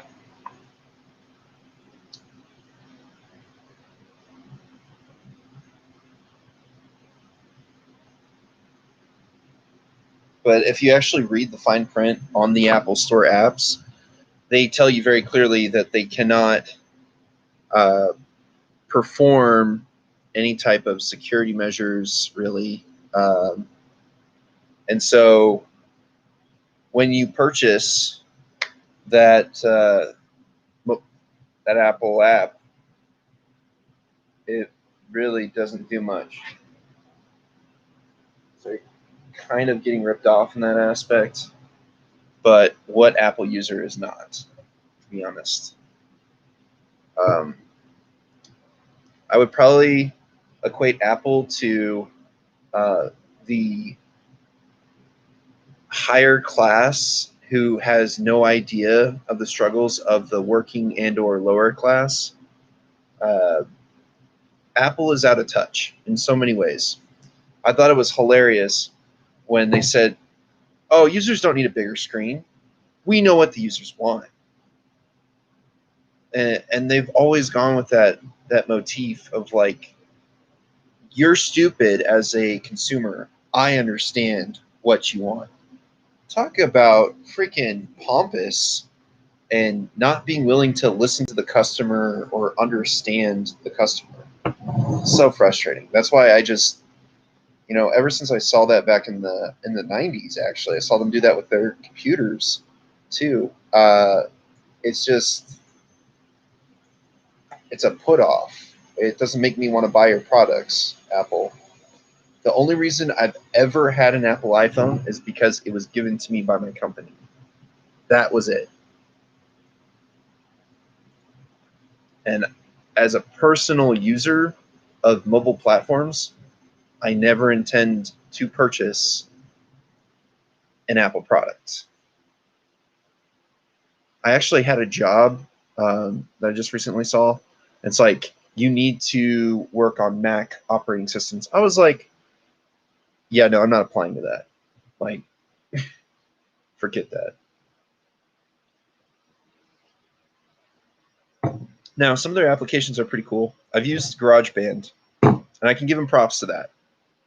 GarageBand was a lot of fun to create music, but that's it. Like they've got artsy programs that Windows and Linux don't have. So like, congratulations. but I would rather stick with Microsoft. Oh, guys, did I show you my my 3D Paint stuff?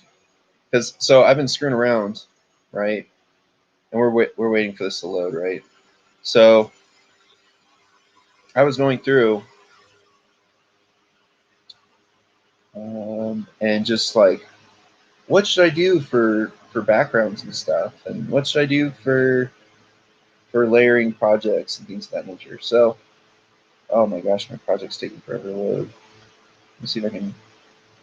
Oh, oh, oh. All right. So I wish this would explode the files. So obviously this is what I went with, and the reason why I went with it is because my wife thought it looked better, right? But I was screwing around. So at the beginning, what is this? Is this the untitled one? Okay. No, this is a. I'm kind of debating on using this or not. I don't know. I think I like it, but at the same time, I don't know. Uh, anyways, so I can't. Is it really not letting me use this right now?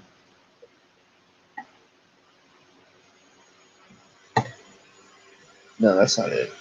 I mean, this is one of the projects I was working on. I was messing with as far as like how to present.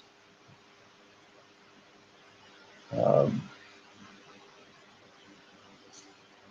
oh yeah, here. This is where it started out because I was like, obviously, I was thinking about rebranding, and I was just messing around, right? And I was like, oh yeah, I'll be a Yeti because I used to be called Yeti and Abominable Snowman by people. Um, I also used to be called Jolly Pink Giant uh, by Navy buddies because I would wear a vest that I had to use to prevent vehicles from running over my division, and it was bright pink. And they would call me the Jolly Pink Giant. And I was like, you know, I should try and run with that. But my wife was like, no, don't do that. That's dumb. So I was like, okay, fine. So I went with Jolly Red Giant. And so I just started screwing around in 3D Paint. And honestly, like, considering what paint used to be like, I would say it's pretty cool now. Like, you got a lot of nice options. The only problem was, so I tried getting rid of the background, the white background, and I ran into an issue like right here. There's a white section right there and right there, and as much as I'd like to give you guys the non-white background, it just doesn't. I don't know. I don't like it like this, and so I was going through and I was just like, I'm just gonna put it with the white background. And, but yeah, it was funny, just like going through it and just like messing around. Um, but yeah, I mean, 3D Paint isn't bad, but it's not like a nice Apple um, art design kind of thing. It gets the job done though, kind of. All right, so we're looking at Module 18, Internet of Things and OT hacking. All right, so the significant development of the paradigm of the Internet of Things is contributing to proliferation of devices in daily life. So we've talked about this before. We've seen refrigerators with the ability to tell you what's missing in your fridge and order it for you. Smartwatches, pretty much everything anymore has some type of capability to communicate with the internet for something. Pacemakers, these are Internet of Things. And there's been a couple issues, problems, slash controversies, and I'm sure they'll get into this, but some of them are the idea of we don't have enough IP addresses for all these new products, so we have to make a new IP format. We have the ability of hackers to use them for processing they've actually called cryptojacking is the term that is used. So a hacker hacks into an Internet of Thing and then makes it process program, which causes it to mine for cryptocurrency. There's a lot of complications with the Internet of Things, and because it is newer, there are a lot more vulnerabilities associated with them. So they're actually probably going to go into this. Let's see. Paradigm Internet of Things contributing proliferation of devices in daily life. Smart homes to automated healthcare applications. Internet of Things is ubiquitous. However, despite the potential of Internet of Things to make our lives easier and more comfortable, we cannot underestimate its vulnerability to cyber attacks. Internet of Things devices lack basic security, which makes them prone to various cyber attacks. They also tend to have a tendency to lack updates because companies just kind of, oh, here's our product, and then they walk away, which leaves it even more vulnerable to attacks because it's kind of like the legacy systems issue. So if you're not running Windows 10 right now in this current age, but like Windows 8, Windows 7, XP, Vista, like all those older operating systems don't get updates anymore by Microsoft or the company, whichever company it is that you have running that operating system. And so you leave your laptop, Internet of Thing, vulnerable to being hacked because it's not updating to understand that, hey, there's this new way of hacking or exploiting the system. So not good, right? The objective of a hacker in exploiting Internet of Things devices is to gain unauthorized access to user devices and data. A hacker can use compromised Internet of Things devices to build an army of botnets, which in return is used to launch distributed denial of service attacks, which actually we kind of saw with the low orbital ion cannon. Put it on an Android device, decided to use it. So there is a big issue with that aspect. But there's also, like, when they're talking about botnets, I don't know if you guys have heard about this, but there's basically a guy who is selling on the dark web a botnet of, like, I think it's like 14 million different Internet of Things, computers, just everything. And he kind of like lends it out to people to perform hacks of various kinds for a certain amount of cryptocurrency. And so these botnets perform the processes to hack or do whatever. It just depends on what the customer wants when they pay for it. So yeah, 14 million botnets trying to run low orbital ion cannon or something crazy like that. You're going to get a crazy denial of service attack. I've only done it with 3 virtual machines, I think. And that slowed down my computer so much. So owing to a lack of security policies, smart devices are easy targets for hackers who can compromise these devices to spy on user activities, misuse sensitive information such as patient health records, install ransomware to block access to the devices. We actually just had another ransomware. This time it was with EA Games. Honestly, though, as a company, they kind of deserved it. They're kind of horrible people. As far as like Apple is like probably the worst. EA is like a close second. They might even be a close first. I don't know. They're really tied. We'll just put they're both tied as probably the worst companies of all time, actually. But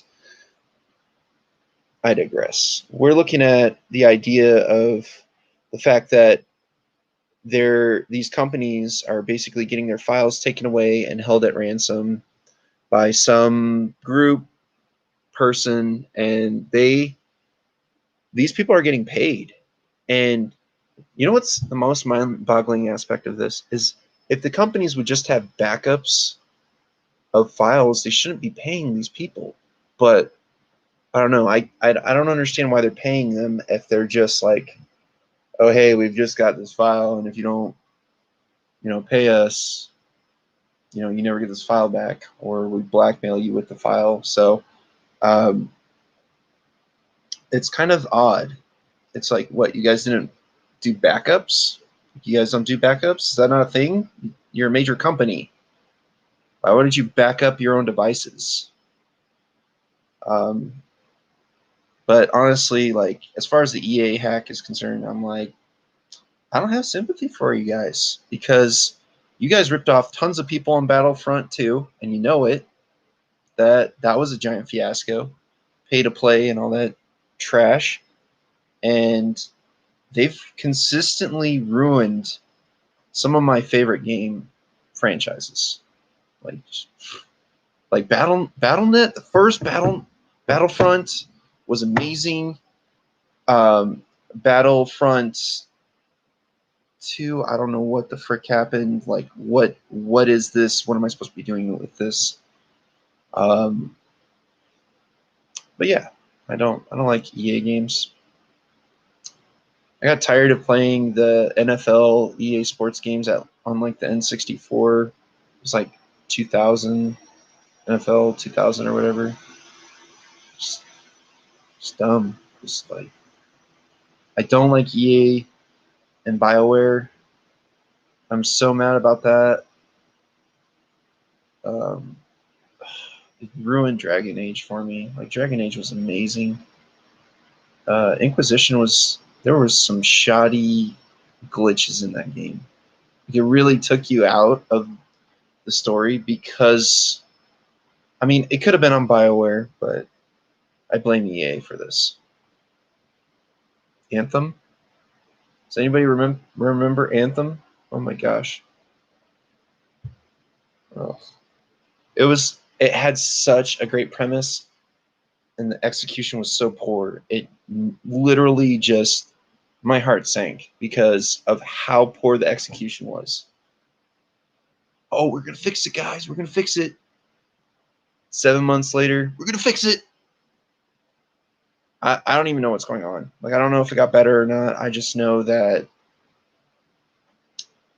so many people like just hated on that game. Like, it was just bashing that game for so long, and it had such a great idea, a story, but then it was just like executed. I was like, it looked like one of my paint projects.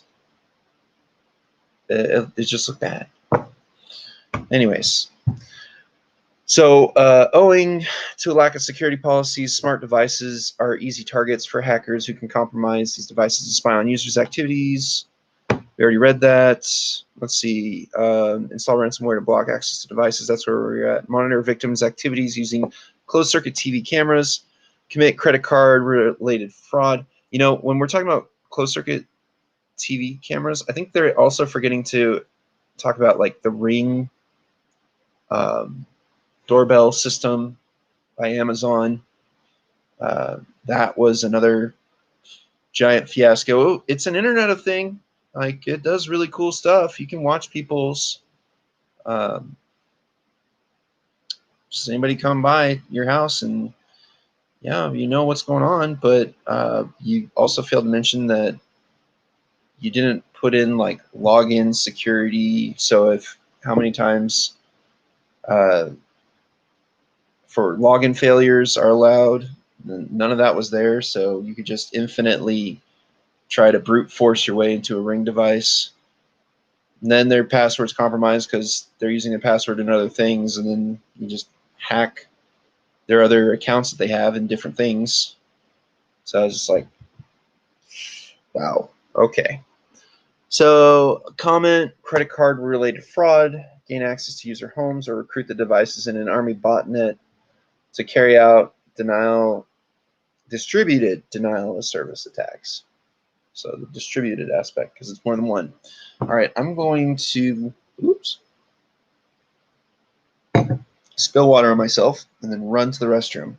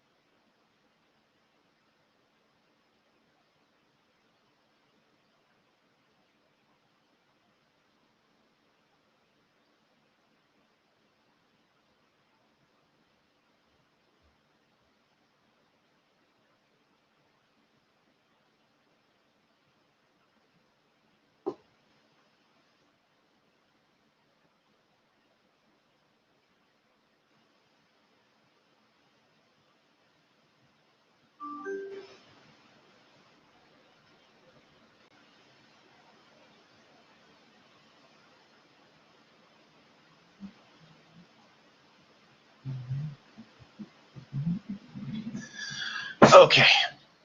Sorry, guys. Create the door. Yes.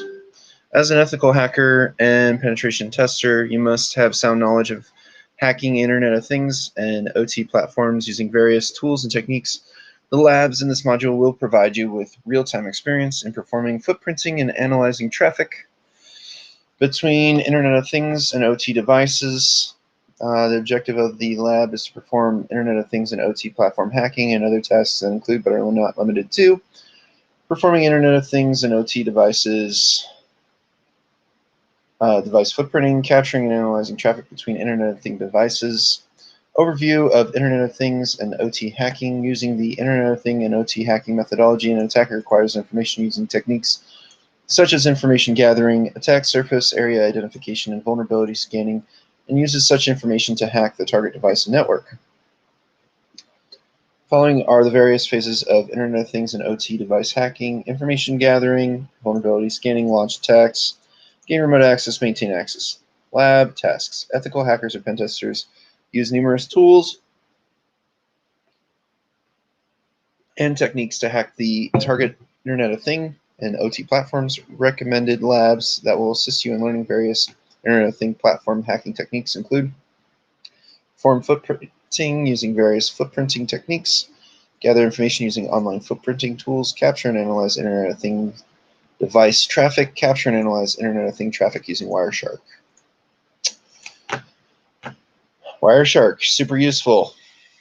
Perform footprinting using various footprinting techniques. As a professional ethical hacker or pen tester, your first step is to gather maximum information about the target, Internet of Thing, and OT devices by performing footprinting through search engines, events, Google hacking, whois lookup, etc. The first step in Internet of Thing and OT device hacking is to extract information such as IP address, protocols used, MQTT, Modbus, Zigbee, BLE, 5G, IPv6, low WAN, open ports, device type, geolocation of the device, manufacturing number, and manufacturer of the device. Gather information using online footprinting tools. Overview of footprinting techniques. Footprinting techniques are used to collect basic information about the target Internet of Thing and OT platforms to exploit them. Information collected through footprinting techniques include IP address, hostname, ISP, device, location banner of the target Internet of Thing device, FCC ID information, certification, granted to device, etc. Gathering information using online footprinting tools. The information regarding the Internet of Thing and OT devices can be acquired using various online sources, such as whois domain lookup, advanced Google hacking, and Shodan search engine. Shodan is the one that my instructor recommended using. The gathered information can be used to scan the devices for vulnerabilities and further exploit them to launch attacks. In this task, we will focus on performing footprinting on the MQTT protocol, which is a machine-to-machine Internet of Things connectivity protocol. Is useful for connections with remote locations where a small code footprint is required and/or network bandwidth is at a premium. You can also select a protocol or device of your choice to perform footprinting on it. Okay, we're there. Let's do that.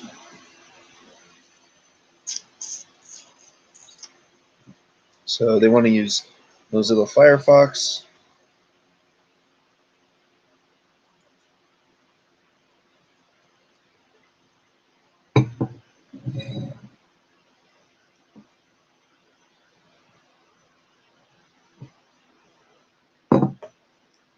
So Firefox is considered to be more secure. My professors were recommending, if you're going to the dark web, have Firefox and turn on the security features that they have. It's really good for going and searching for stuff on the dark web, apparently.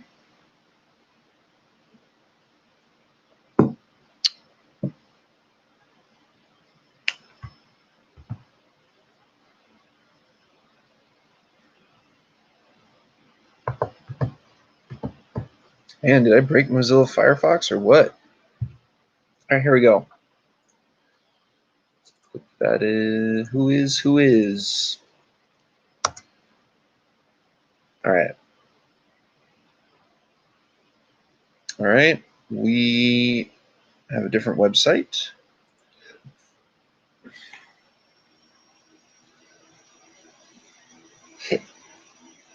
Oh, there we go.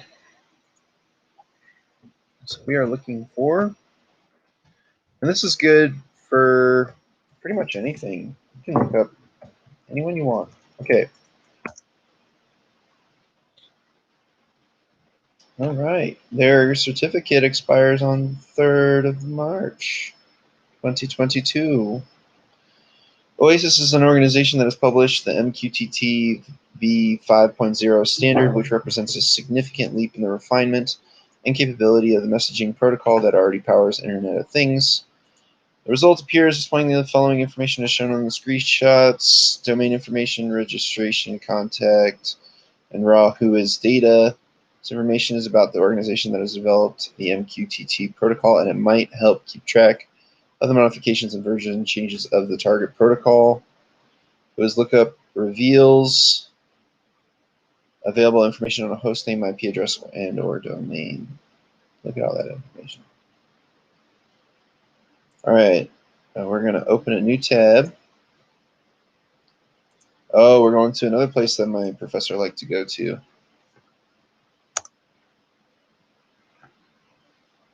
So the Google hacking database page appears. Okay, and we're going to type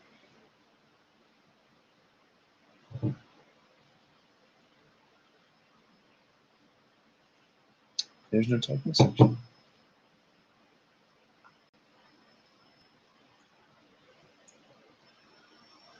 All right, quick search. There we go.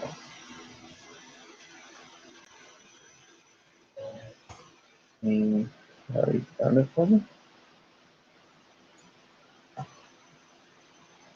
The result appears, which displays a Google dork related to SCADA as shown in the screenshot. Now use dorks obtained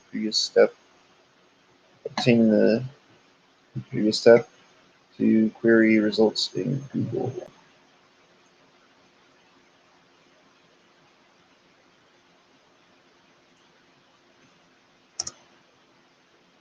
All right, so they want us to do, so from here we've got login in title, SCADA login, and click the Google search button.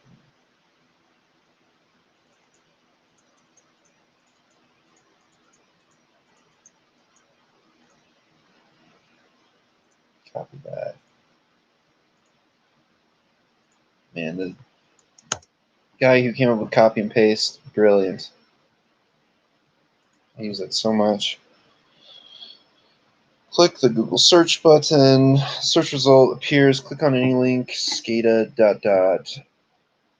SceneTech SCADA login ... Okay. Advanced Google hacking refers to the art of creating complex search engine queries by employing advanced Google operators to extract sensitive or hidden information about a target company from the Google search results. The SceneTech SCADA login page appears as shown in the screenshot. One of the aspects that a lot of people don't understand, especially when they're starting your first server and all that stuff, Google takes all the data and they put it in nice little files. And we've done that in previous labs, the searching for specific things. And you got to be careful what you put on the internet. And a lot of times people don't understand, as soon as you plug in that server or whatever into the internet, it will give out some pretty wild information. So, and then Google just, holds on to that information, and anybody can search it. So, be careful out there. So in the login form, you can brute force the credentials to gain access to the target SCADA system. Similarly, you can use advanced search operators such as InTitle Index of SCADA to search sensitive SCADA directories. They're exposed on sites. Now in the browser window, open a new tab. Okay. Going to Shodan now. Okay.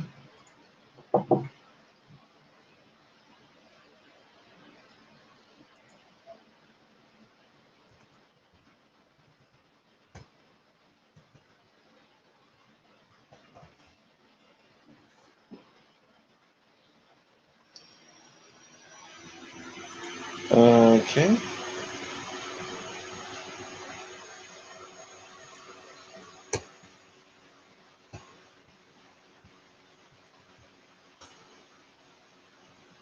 It's not working.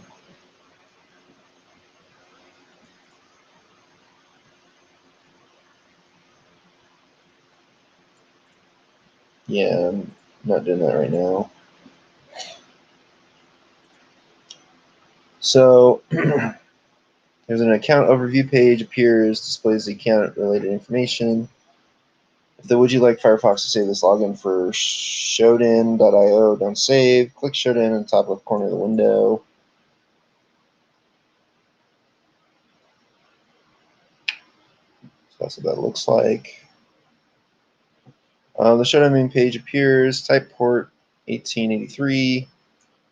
This is the default MQTT port. 1883 is defined by IANA as MQTT over TCP. The search engine for refrigerators. The result appears displaying a list of IP addresses having port 1883 enabled as shown in the screenshot. Click on any IP address to view its detailed information. Yikes. Detailed results for the selected IP address appears, displaying host information regarding ports, services, host names, ASN, etc., as shown in the screenshot. Similarly, you can gather additional information. There's the ports they're using, the services. Additional information on a target device using the following Shodan filters. Search for Modbus enabled ICS SCADA systems, port 502. Search for SCADA systems using PLC node. Schneider Electric. Search for SCADA systems using geolocation. SCADA country US. Using Shodan, you can obtain the details of SCADA systems that are used in water treatment plants, nuclear power plants, HVAC systems, electrical transmission systems, home heating systems, etc. This concludes the demonstration of gathering information on a target device using various techniques such as Whois lookup, advanced Google hacking, and Shodan search engine. Close all open windows and document all the acquired information. Capture and analyze Internet of Things device traffic. So, lab scenario. As a professional ethical hacker or pen tester, you must have sound knowledge to capture and analyze the traffic between Internet of Things devices using various tools and techniques. You can capture the valuable data flowing between the Internet of Things devices, analyze it to obtain information on the communication protocol used by the Internet of Things devices, and acquire sensitive information such as credentials, device identification numbers, etc. Capture and analyze Internet of Things traffic using Wireshark. Overview of Internet of Things and OT traffic. Many Internet of Things devices, such as security cameras, host websites for controlling or configuring cameras from remote locations. These websites mostly implement the insecure HTTP protocol instead of the secure HTTPS protocol, and are hence vulnerable to various attacks. If the cameras use the default factory credentials, an attacker can easily intercept all the traffic flowing between the camera and web applications and further gain access to the camera itself, which we've seen with companies like Ring / Amazon. I mean, we've seen it on computers, personal computers. It's great, guys. I always feel like someone is spying on me. It's a shame Michael Jackson isn't around to come up with that. You know, like, just redo that song and then, like, have it with, like, webcams or something. Oh, well, whatever. It was a good idea, but it's dead.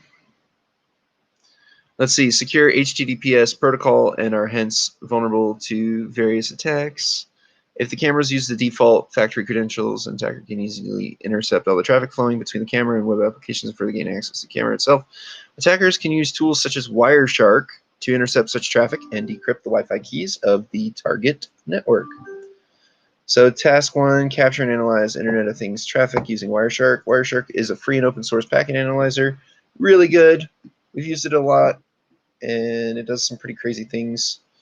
It facilitates network troubleshooting, analysis, software, and communications protocol development. In education, it is used to identify the target operating system and sniff capture the response generated from the target machine to the machine from which a request originates. Here we use Wireshark to capture and analyze traffic between Internet of Things devices. So we're going to go to our Ubuntu server machine. Bad password. Have a password like that.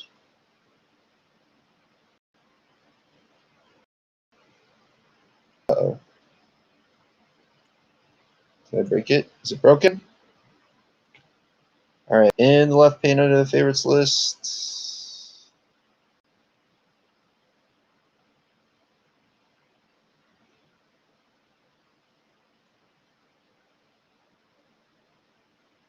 Oh, this wants me to click terminal. Took a long time to understand there.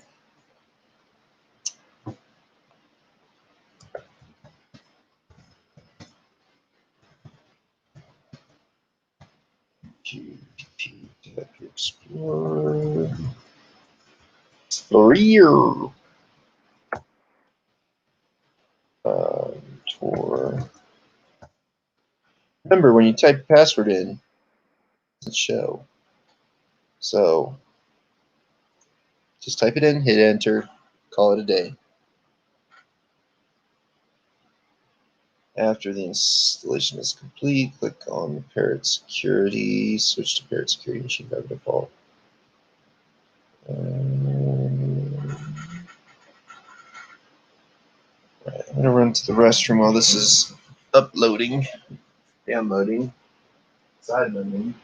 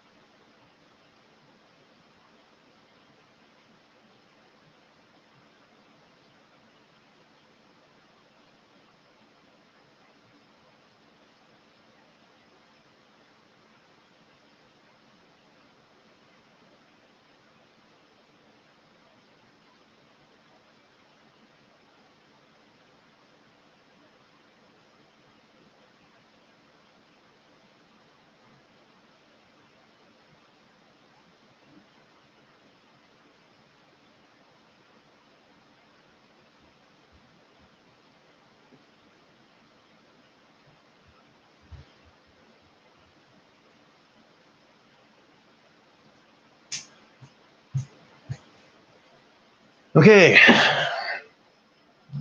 finally installed that. Moving on. Bad password. Let's see. So we go to applications, pen testing, most used tools.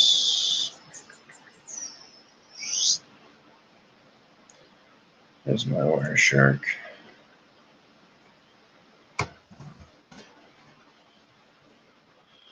Okay,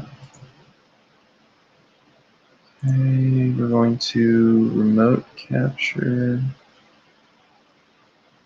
SSH dump option. Under server tab, we're going to enter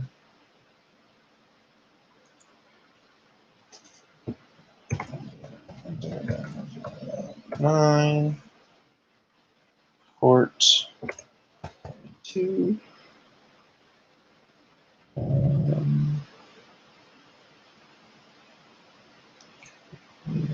Application tab.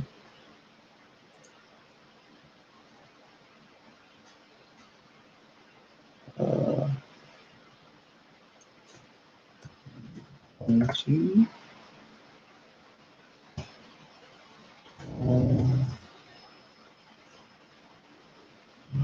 switch to capture. Capture tab.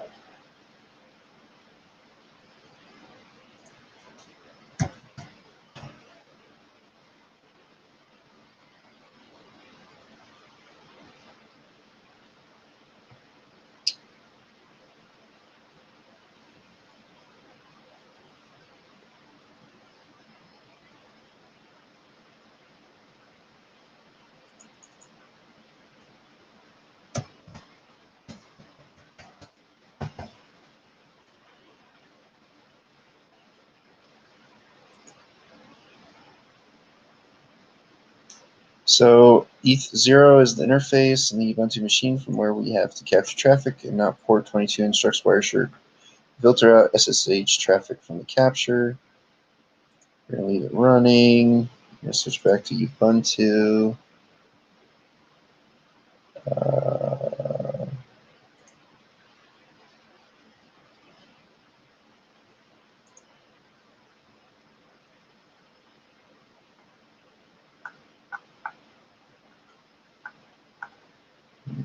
Ubuntu.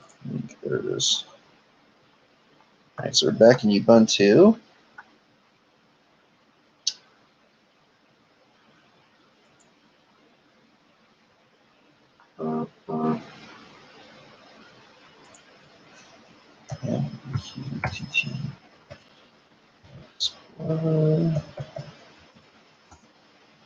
Enter.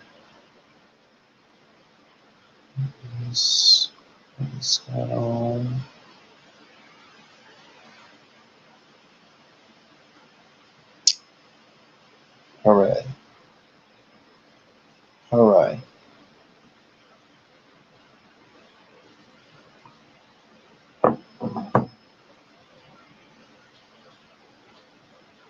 Okay, where are we at? I don't even know. All right, tool initializes, main window shows.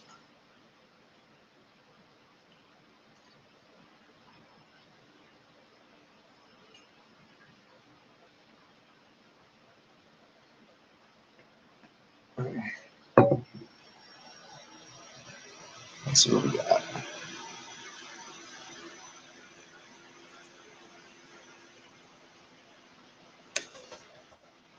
Oops. Projects.io.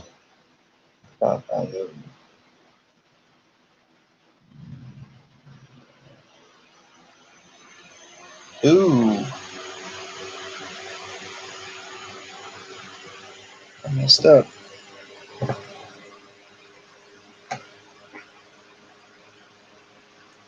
Hang on. Yeah, I plugged it into the wrong one.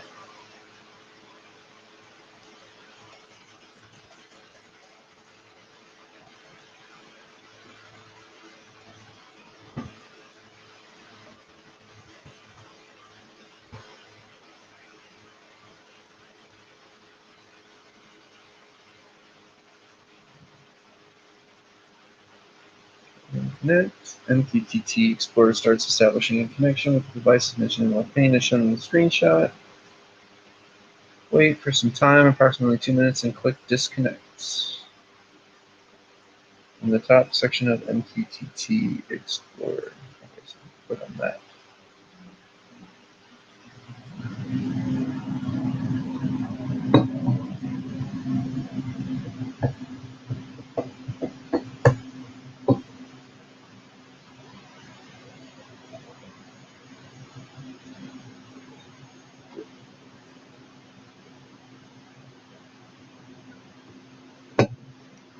Since I got 2 minutes.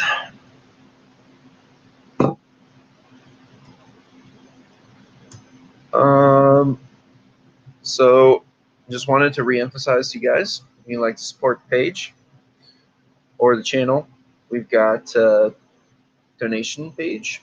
And we've also got a store. If you guys would like to support us, that would be greatly appreciated. And yeah, there we go. I did almost a minute. Also, I forgot to mention, we have a YouTube channel. I actually have two. One's my wife's. And if you could like and subscribe those, you can also, within our YouTube channel, for mine, I've got all the lessons that I've previously gone over available for you guys to check out. They're all here. Look at them all. So we can just refresh all these videos together. If you do have any other questions, or maybe you just have a suggestion, we also have a suggestion box right there. My wife's channel is just us having fun, doing different things. Most of it's in Utah, so you can see what it's like to hang out in Utah and do stuff.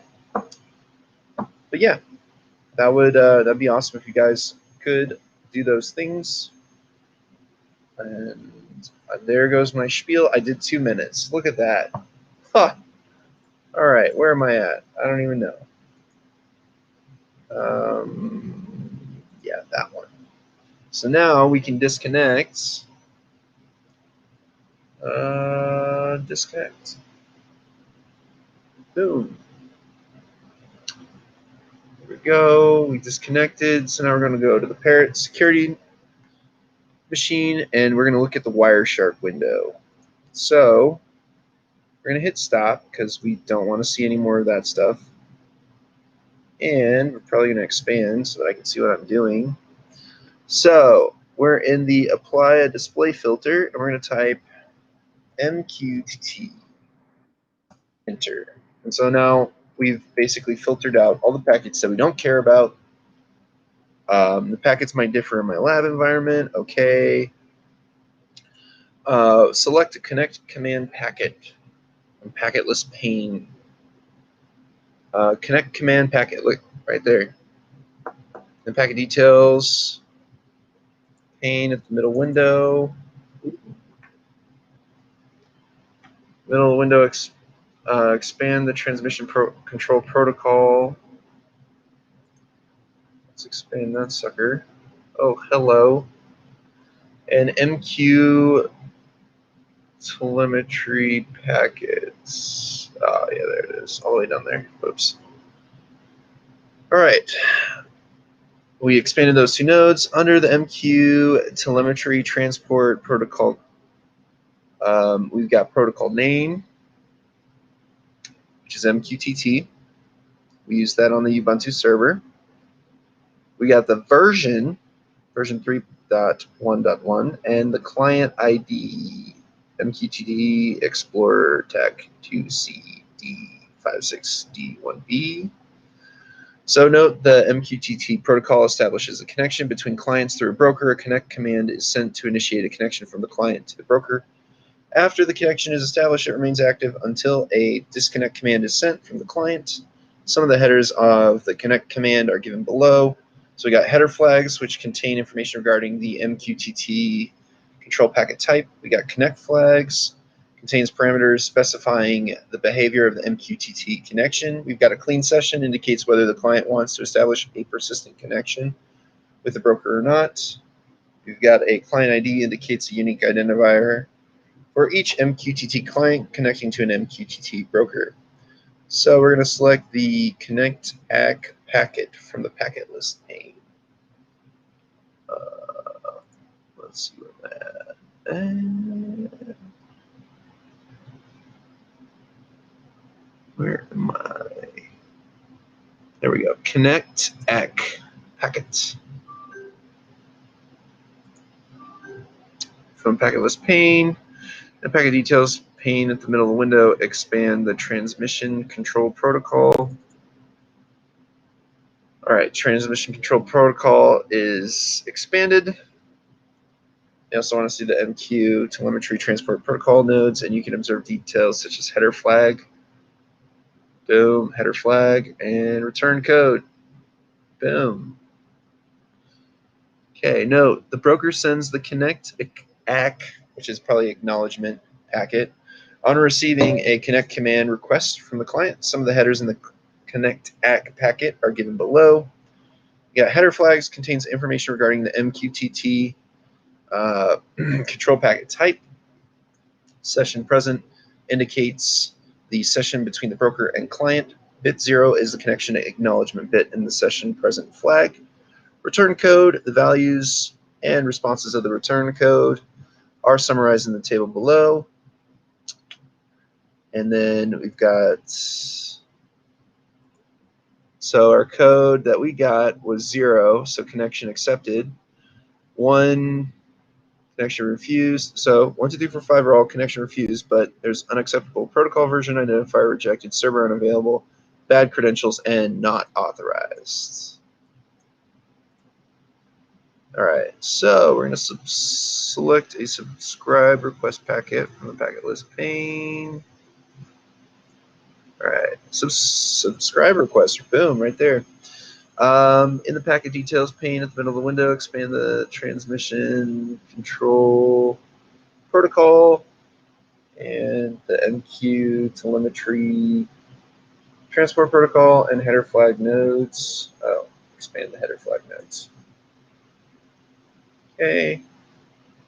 So you can observe details such as message len, which is probably message length, message identifier, topic length,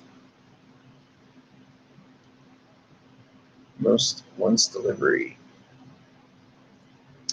Note, to receive a relevant message, a client sends a subscribe message to an MQTT broker. Some of the headers in the subscribe request packet are given below. Header flags contains information regarding the MQTT control packet type. Message identifier identifies a message in a message flow between a client and a broker. Topic and QoS level, as subscription is a pair of a topic filter and a QoS level. Topic defines a subject of interest in which the client would like to get messages. Payload contains a list of subscriptions. So now we're going to select ACK packet from the packet list pane. But there we go. Subscribe, acknowledge. All right, they want us to open transmission control protocol, MQ, transport protocol nodes, observe message lens and message identifiers. There they are. Note, the MQTT broker confirms subscription by sending an acknowledgement back to the client using a SUBAC message. Some of the headers in the subscribe acknowledgement package are given below. Header flags contain information regarding the MQTT protocol control packet type. Message identifier identifies a message in a message flow between a client and a broker. Payload contains a list of return pay codes or codes. Return code for each topic QoS pair received. A return is sent by the MQTT broker in the subscribe message. The return code is in line with QoS level in the case of a success. The values and responses of the return code are summarized in the table below. So select any public message packet. Oh, hello. I think I forgot to tell you hello, but I recognize that you are there. So hello. I don't know why you say goodbye. I say hello.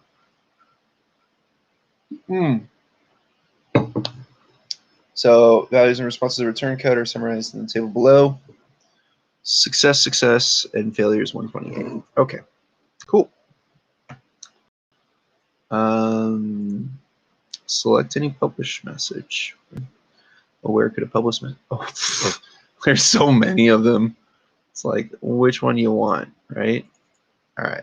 So we got the publish message. they want us to look at the, oh my goodness, that is so much information. Okay, there's multiple MQ telemetry transport protocol nodes.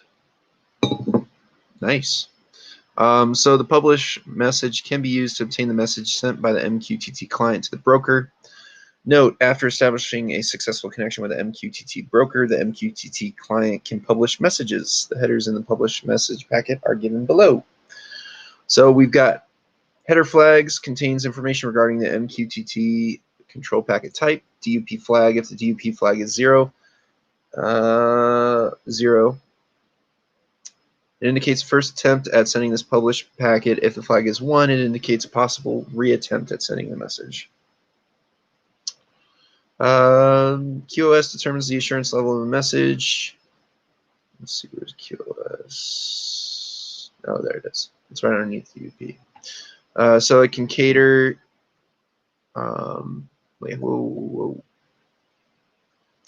Retain flag. If the retain flag is set to 1, it is set to 1. The server must store the message in its QoS so it can cater to future subscriptions matching the topic. Topic name contains a UTF. I got topic length. I got topic.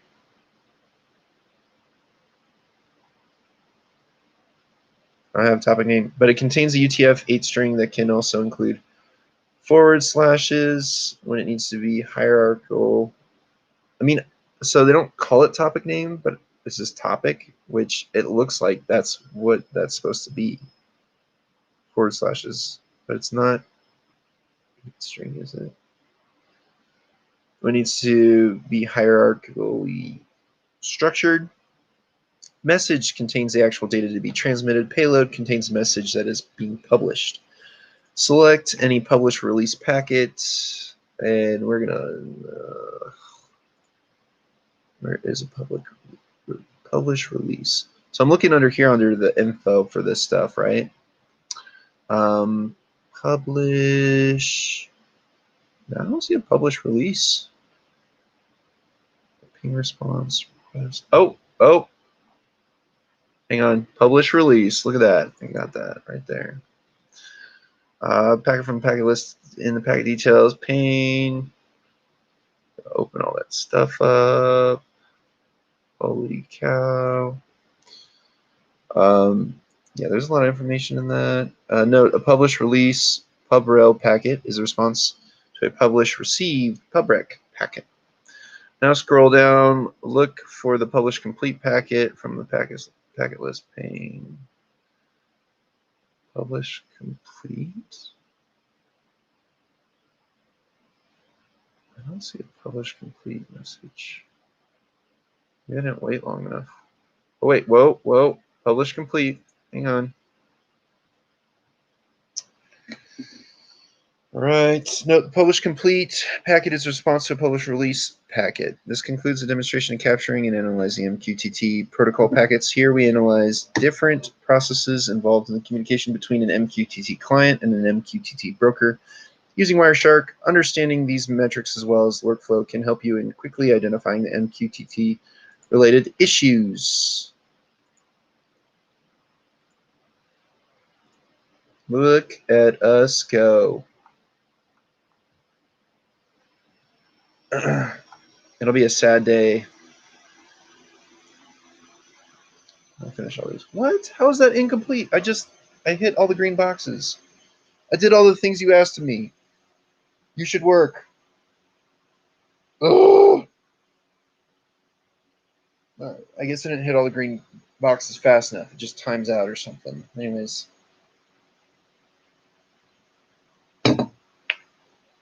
Yeah, good times. So I don't know if this has been helpful for you guys.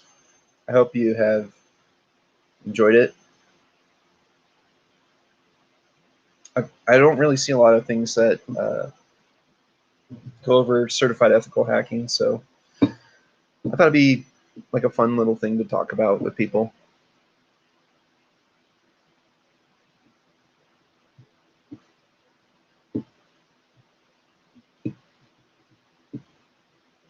Also, I really needed to find a better way to study. And I feel like because the exam is going to be proctored, that if I do it with my webcam on, it kind of trains me for the actual exam itself. I mean, I've got 3 exams to take.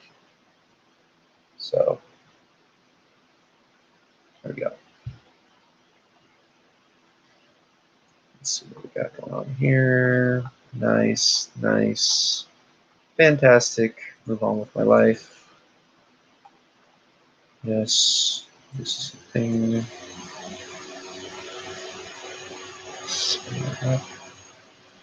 Close my lab. Refresh my labs.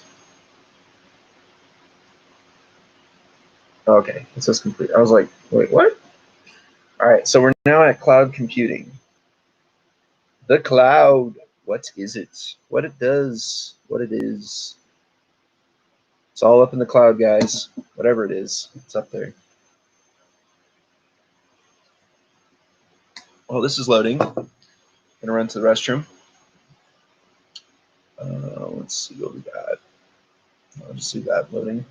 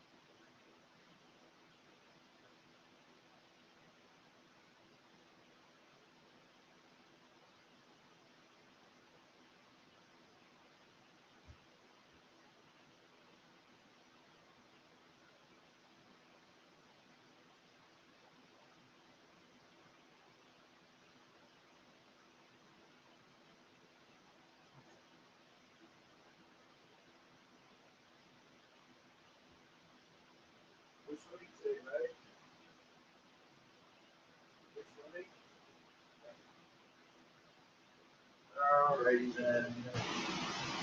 Unfortunately, guys, I am going to go do some stuff.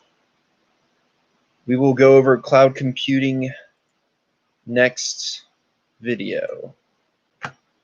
Should be tomorrow. Let's see, save that. Sure, yeah. So close to being finished. Oh my gosh. Anyways, guys, I just wanted to remind you all, there is a donation page. We have a suggestion box.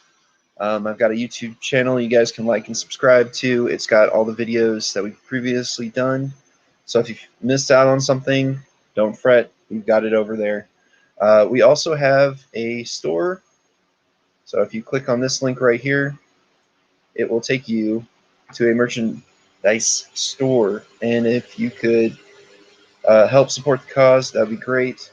I would love to be able to continue doing this for you guys. And thank you so much for your time. But I hope you guys have a great rest of your day. And just be safe out there, all right? Okay. See you later. Bye.